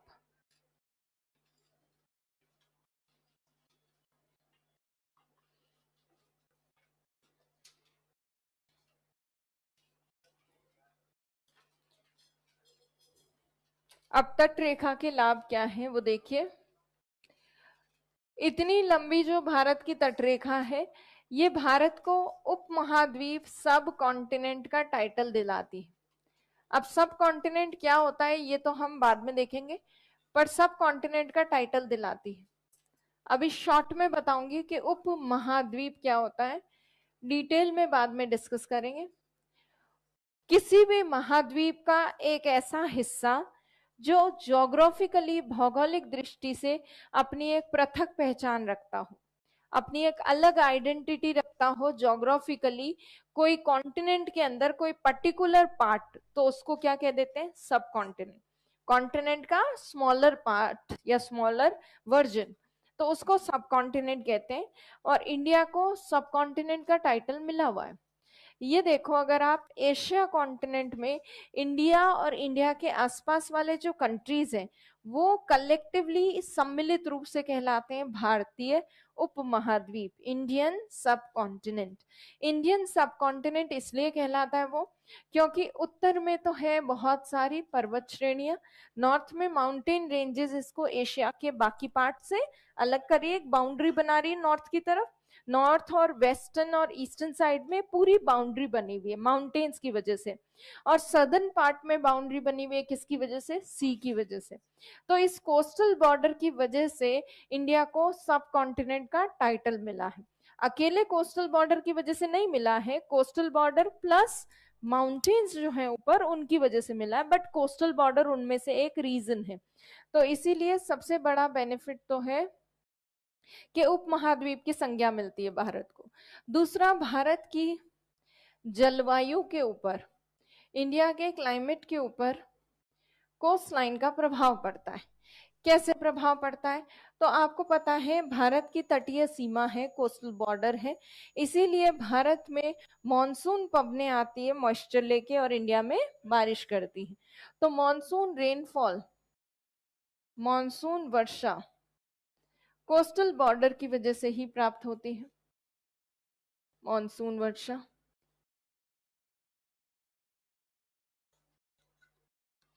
दूसरी चीज, ये जो तटवर्ती क्षेत्र है या कोस्टल बॉर्डर है, इसकी वजह से कोस्टल रीजन में जो भी प्लेसेस हैं वहां समकारी जलवायु पाई जाती है।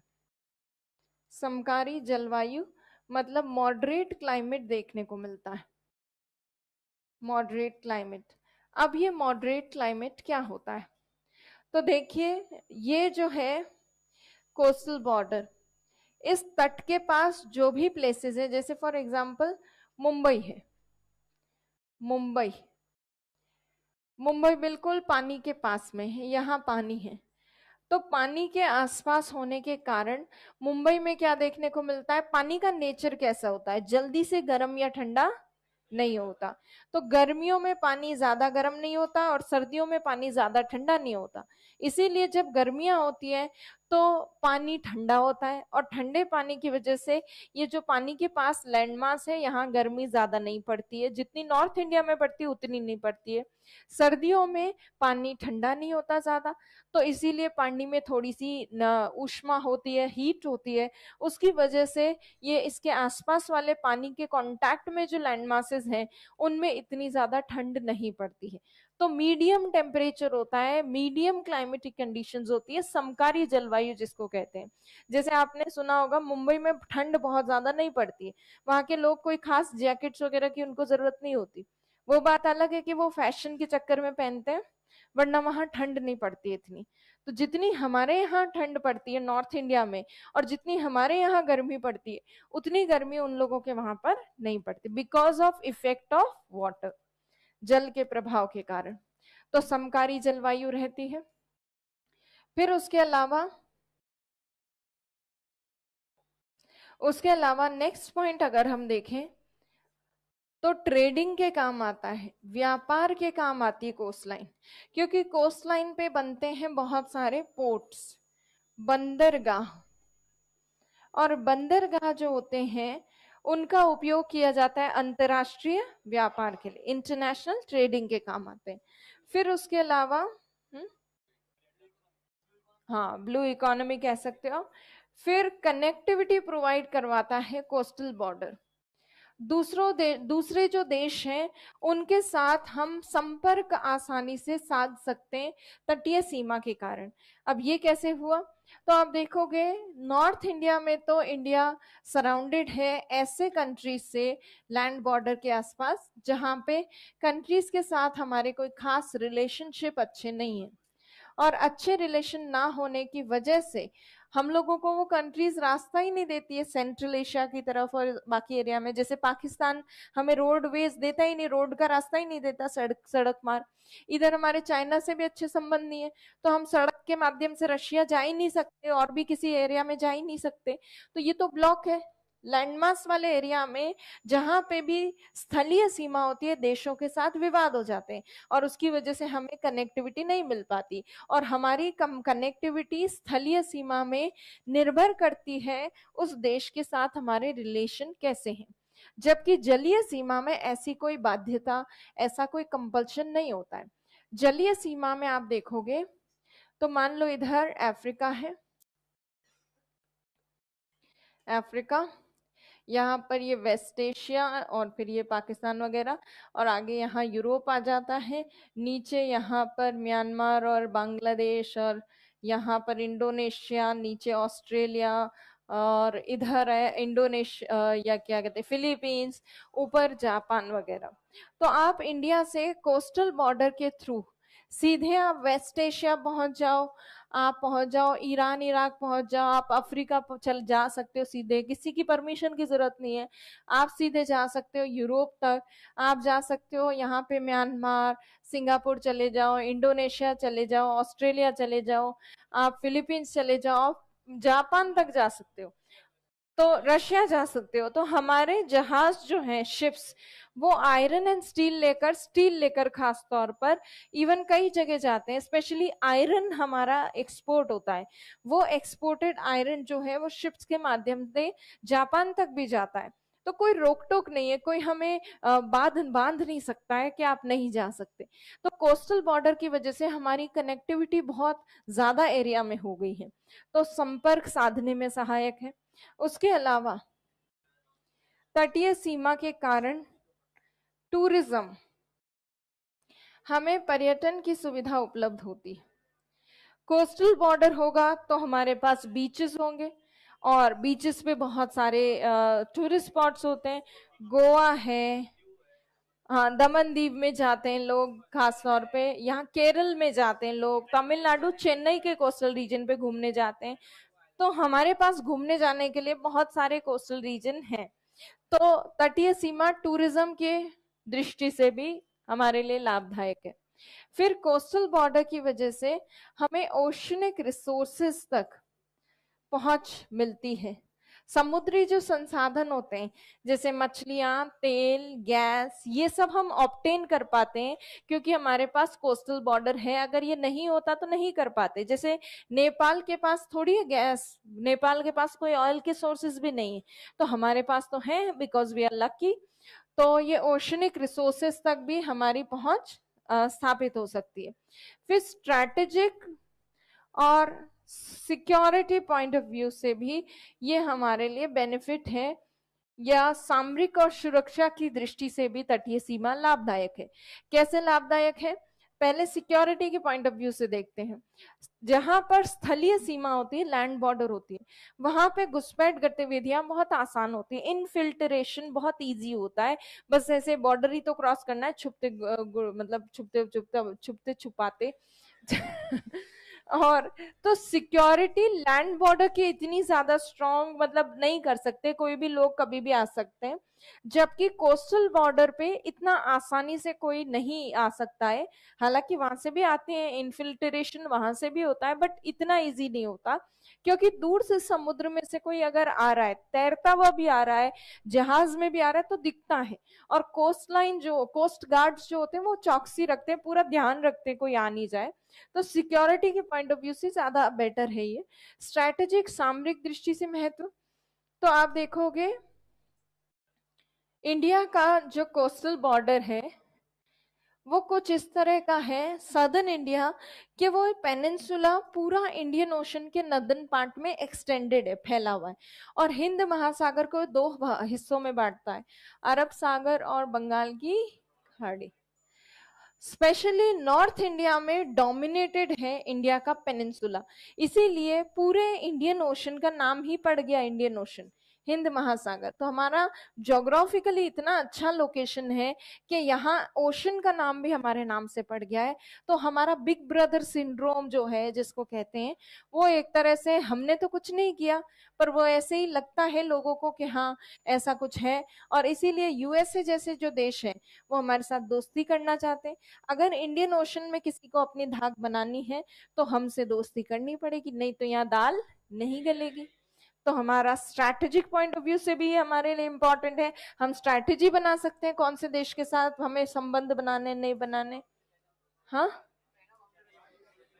चाइना, चाइना की string of pearl,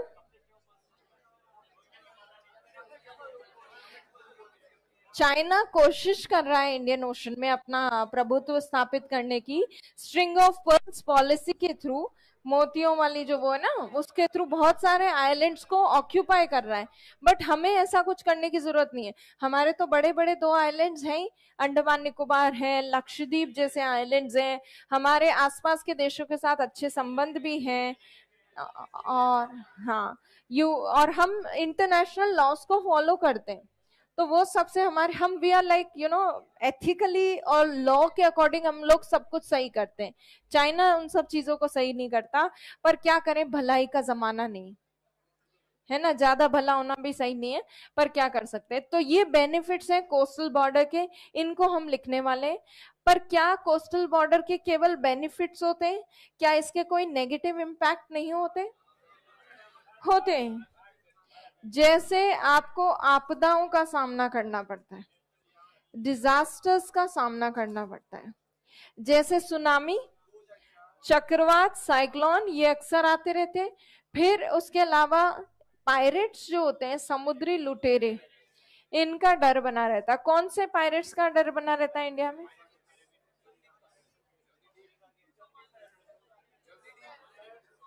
pirates of Caribbean कौन बोला? पायरेट्स ऑफ कैरेबियन तो नॉर्थ अमेरिका के आसपास होते हैं, वो हमें इन्फ्लुएंस नहीं करते। हमें इन्फ्लुएंस करते हैं पायरेट्स ऑफ सोमालिया, तो उनका यहाँ पे थोड़ा सा रहता है खतरा, और इसीलिए पायरेट्स वगैरह का डर बना रहता है। प्लस एक्स्ट्रा एक्सपेंडिचर करना पड़ता है, अतिरिक्त व्यय करना पड़ता है कोस्ट लाइन की सिक्योरिटी के लिए। क्यों पैसा लगाना पड़ता है एक्स्ट्रा? कैसे पैसा लगाना पड़ता है? अगर आपके पास तटवर्ती सीमा है तो सबमरीन्स खरीदोगे आप, वॉरशिप्स खरीदोगे आप, युद्धपोत खरीदोगे, खर्चा लगेगा। कितने महंगे आते, करोड़ों के आते। अगर आपके पास अरबों में आते अगर आपके पास कोस्टल बॉर्डर नहीं होता तो ये खर्चा नहीं करना पड़ता। नेपाल जैसे देश को क्या जरूरत है सबमरीन्स की? बिल्कुल जरूरत ही नहीं है उनको, तो उनको तो किसी चीज की जरूरत नहीं है। हाँ, तो इसीलिए कुछ नेगेटिव पॉइंट्स भी हैं, बट ओवरऑल कोस्टल बॉर्डर हमारे लिए फायदेमंद है। कुछ कह रहे हो? डिस्प्यूट्स, हाँ, थोड़े बहुत हमारे डिस्प्यूट्स भी रहते हैं, बट डिस्प्यूट्स जो हैं, अगर कंपेयर करें आप, ये आप कंपेयर कीजिए, लैंड बॉर्डर में हमारे ज्यादा स्ट्रॉन्ग या खराब डिस्प्यूट्स हैं या सी बॉर्डर में? लैंड बॉर्डर में ज्यादा खतरनाक है। कई बार तो ऐसी कंडीशन बन जाती है कि युद्ध हो जाएगा, ऐसी वाली स्थिति बनती है। ऐसी स्थिति कभी हमारे सी बॉर्डर में नहीं बनती। तो अब हम ये बेनिफिट्स लिखेंगे और फिर नेगेटिव पॉइंट्स लिखेंगे, फिर एक कंक्लूडिंग लाइन लिखेंगे कि despite these negative points, coast line is still very beneficial for us. तो चलिए लिखते हैं इसके बारे में। सबसे पहले लिखिए, तटरेखा भारत को उपमहाद्वीप की संज्ञा दिलाती है। तटरेखा भारत को उपमहाद्वीप की संज्ञा दिलाती है।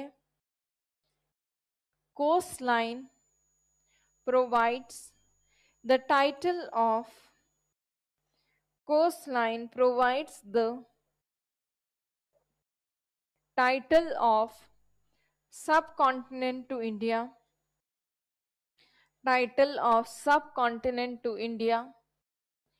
भारत की जलवायु पर भी तटरेखा का प्रभाव रहता है। भारत की जलवायु पर भी तटरेखा का प्रभाव रहता है। Coastline also influences the climate of India. Coastline also influences the climate of India.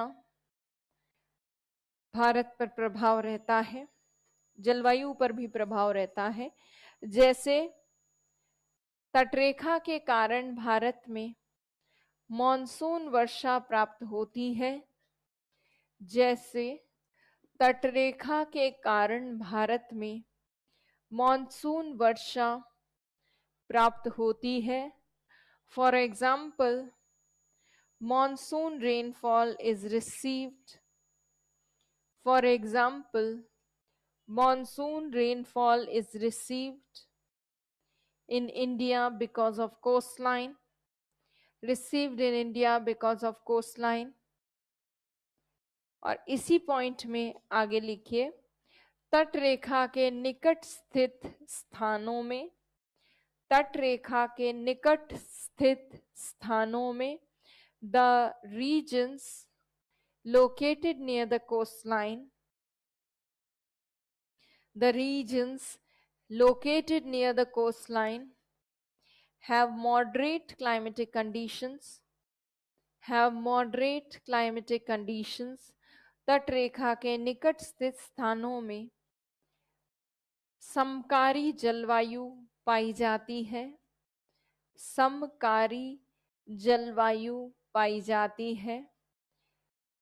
The regions located near the coastline have moderate climatic have moderate climatic condition, moderate climatic condition। अगले पॉइंट में लिखिए, many ports PORTS are established on coastline, many ports are established on coastline। तट रेखा पर बहुत से बंदरगाहों का निर्माण किया जाता है, बंदरगाहों का निर्माण किया जाता है। On many ports are constructed on or established on coastline, which helps in international trading, which helps in international trading। जो अंतर्राष्ट्रीय निर्माण किया जाता है, जो अंतर्राष्ट्रीय व्यापार में सहायक होते हैं, जो अंतर्राष्ट्रीय व्यापार में सहायक होते हैं, beneficial in international trading। Then write down next point, coastline provides wide connectivity to India, coastline provides wide connectivity to India। तट रेखा भारत को विभिन्न देशों से संपर्क साधने की सुविधा उपलब्ध करवाती है, विभिन्न देशों से संपर्क साधने की सुविधा उपलब्ध करवाती है, सुविधा उपलब्ध करवाती है। Then write down next point, it is beneficial for tourism, it is beneficial for tourism। अगले पॉइंट में हिंदी में लिखिए, यह पर्यटन की दृष्टि से भी लाभदायक होती है, यह पर्यटन की दृष्टि से भी लाभदायक होती है। Beneficial from for tourism.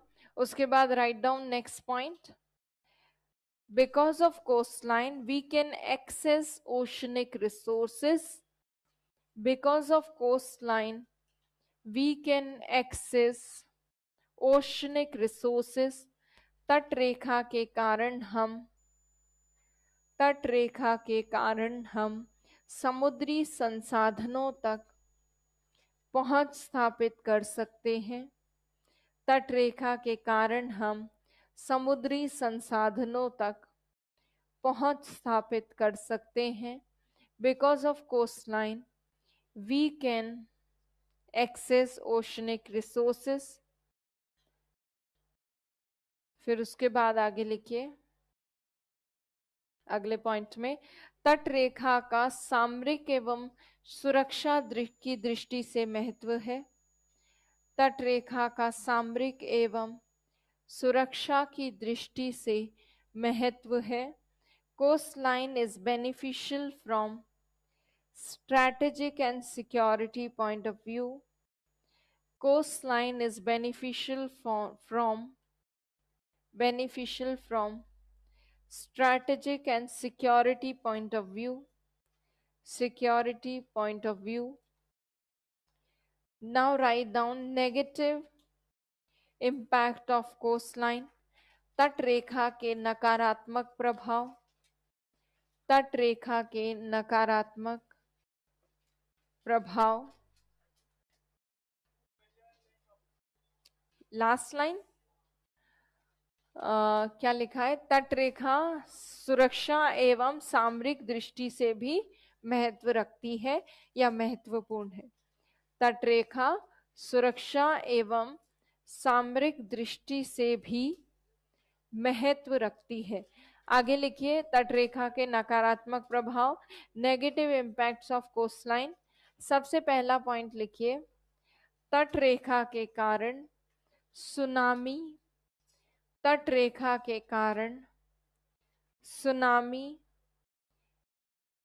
चक्रवात जैसी आपदाओं का सामना करना पड़ता है। सुनामी, चक्रवात जैसी आपदाओं का सामना करना पड़ता है। Because of coastline, because of coastline we have to face, because of coastline we have to face, we have to face disasters like tsunami, and we have to face disasters like tsunami and cyclone, disasters like tsunami and cyclone। फिर उसके बाद लिखिए, तट रेखा के कारण, तट रेखा के कारण समुद्री लुटेरों का डर बना रहता है। समुद्री लुटेरों का डर बना रहता है। Because of coastline there is always a fear of, there is always a fear of pirates, always a fear of pirates, समुद्री लुटेरों का डर बना रहता है। अगले पॉइंट में लिखिए, तट रेखा की सुरक्षा के लिए, तट रेखा की सुरक्षा के लिए, for the protection of coastline, for the protection of coastline, तट रेखा की सुरक्षा के लिए अतिरिक्त व्यय करना पड़ता है, अतिरिक्त व्यय करना पड़ता है। For the security of coastline extra expenditure is required, extra expenditure is required, extra expenditure is required। फिर उसके बाद अगले पैराग्राफ में लिखिए, इन पॉइंट्स के अलावा पैराग्राफ कंक्लूडिंग पैराग्राफ होगा हमारा। इन नकारात्मक पहलुओं के बावजूद, despite these negative, despite these negative aspects, despite these negative aspects, नकारात्मक पहलुओं के बावजूद तट रेखा भारत के लिए लाभदायक है, तट रेखा भारत के लिए लाभदायक है। Despite these negative aspects, coastline is beneficial for India. Coastline is beneficial for India. Bharat के लिए लाभदायक है। तो ये हमारे तटरेखा के लाभ, नकारात्मक पहलू और एक कंक्लूडिंग नोट हो गया। अब हम बात करेंगे, कोस्टलाइन वगैरह हम देख चुके हैं।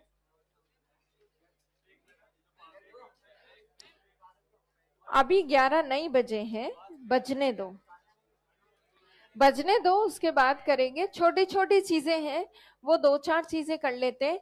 हमारा फर्स्ट चैप्टर बस खत्म ही होने वाला है।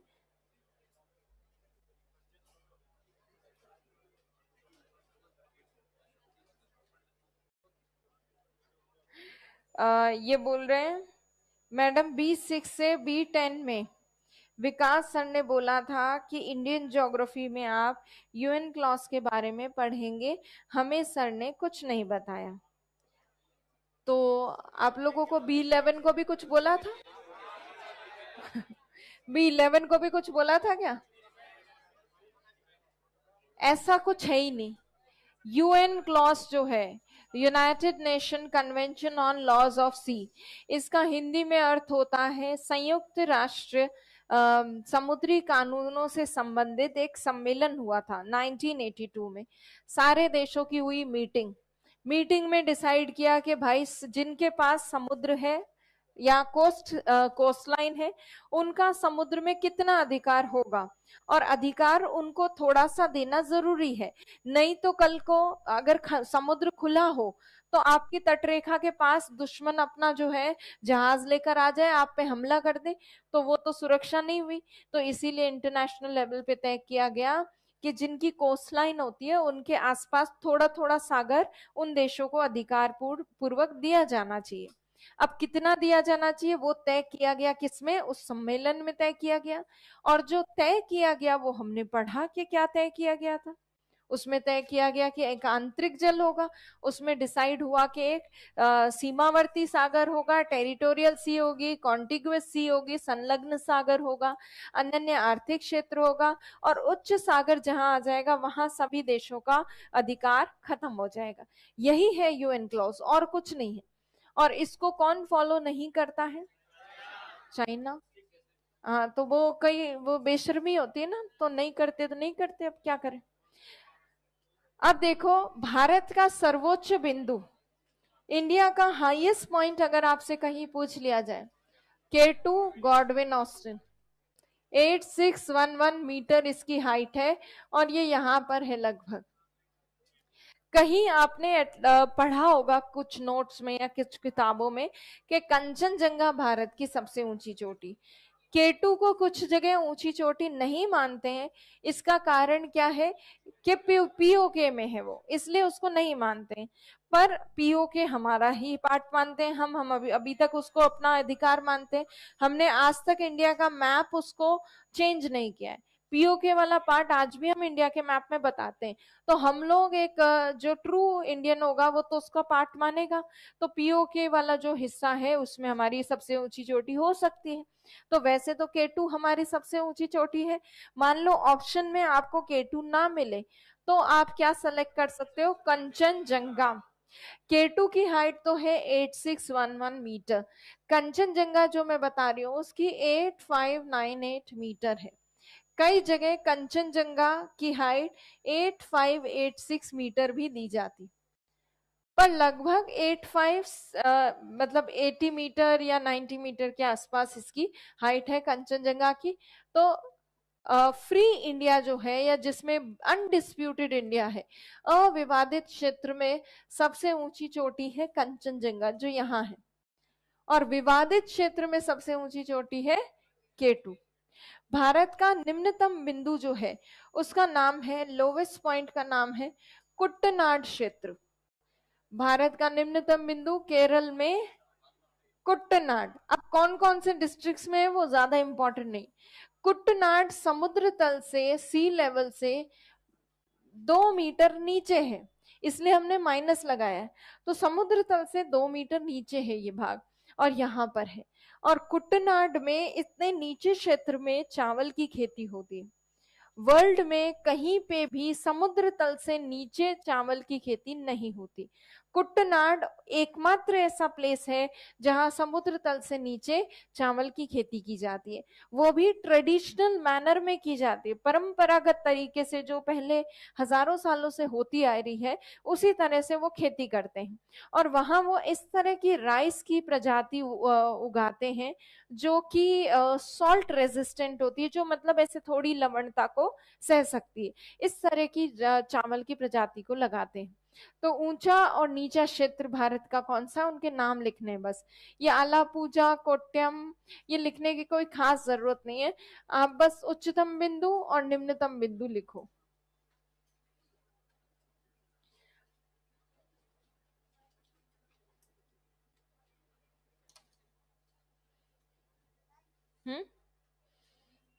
कौन बोल रहा?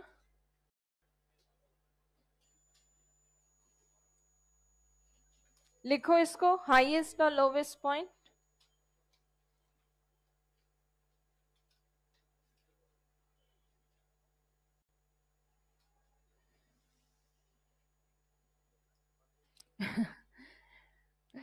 उस एलईडी में, सिग्नल एंटीना में तो प्रॉब्लम नहीं है, इस वाली में क्यों है? अरे कुछ कनेक्शन होता है, जैसे आप टीवी को कनेक्ट करते हो ना किसी चीज से, तो जैसे आउटर सोर्स आप लगाते हो, पेन ड्राइव लगाते हो, या किसी दूसरी लैपटॉप वगैरह से कनेक्ट करते हो, तो आप एचडीएमआई में जाते हो, उसकी कुछ सेटिंग करनी पड़ती है, तो वो सेटिंग इन लोगों को आती नहीं है। भाई तुम लोग इतने दिन से यहाँ पे हो, कितने साल हो गए तुमको, अभी तक ये सीखा नहीं?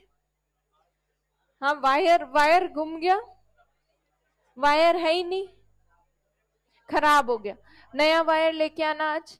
और अब रेगुलर आप लोग क्लासों में रहते हो, तो किसी एक व्यक्ति पे डिपेंड नहीं करना चाहिए, आपको आनी चाहिए सारी चीजें। कुछ कुछ चीजें तो, थोड़ी थोड़ी चीजें तो सीखनी चाहिए। अब मैंने सीख ली थोड़ी बहुत चीजें कि ये अगर वीडियो चलाते हैं तो वो चौथा नंबर गोला घुमा दो तो आवाज आ जाती है। अब वो चौथा नंबर गोला कौन सा है अपने को नहीं पता, बस ऐसे घुमा देते हैं अपन, तो नहीं भी होते ये लोग तो भी काम चल जाता है। तो थोड़ी थोड़ी चीजें आनी चाहिए। कभी भी किसी भी ऑफिस में जाओ, किसी भी जगह जाओ, तो काम सीखने की कोशिश करनी चाहिए कि अपना काम अटके नहीं। तो वो आप लोगों को भी सबको सीखना चाहिए, स्पेशली यहाँ पे जो ध्यान रखते हैं इन सारी टेक्निकल चीजों का, सब आना चाहिए आपको, एक व्यक्ति पे निर्भर नहीं करना है। लिखा? हाँ, चावल की खेती वाला कंचनजंगा। कंचनजंगा अविवादित भारत की सर्वोच्च चोटी, 8598 मीटर स्लैश, कई जगह तो 8598 मीटर होती है, कई जगह 8586 मीटर, 8598 मीटर और कई जगह 8586 मीटर। कंचनजंगा की ऊंचाई बता रही हूं, वैसे तो केटू सबसे ऊंची है, पर कंचनजंगा की ऊंचाई 8598 मीटर या 8586 मीटर दी जाती है। दो तरह की हाइट आती है उसकी।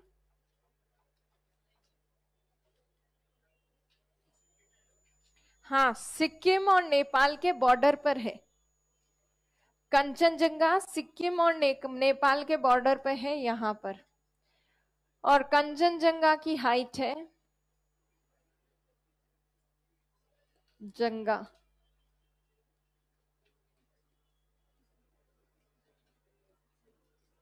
उसकी हाइट है 8598 मीटर या कुछ जगह 8586 मीटर दे रखी होती।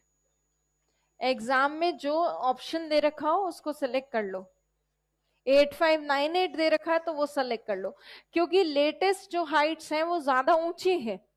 आपको पता है हिमालय की ऊंचाई बढ़ रही, तो हर माउंटेन की ऊंचाई बढ़ रही है हिमालयाज में, तो उनकी पुरानी हाइट और नई हाइट में थोड़ा सा डिफरेंस रहता है। क्लियर है? लिख लिया हाईएस्ट और लोवेस्ट पॉइंट। इसके बाद क्लास में आने के बाद कितना कर, सब लोगों ने कर लिया?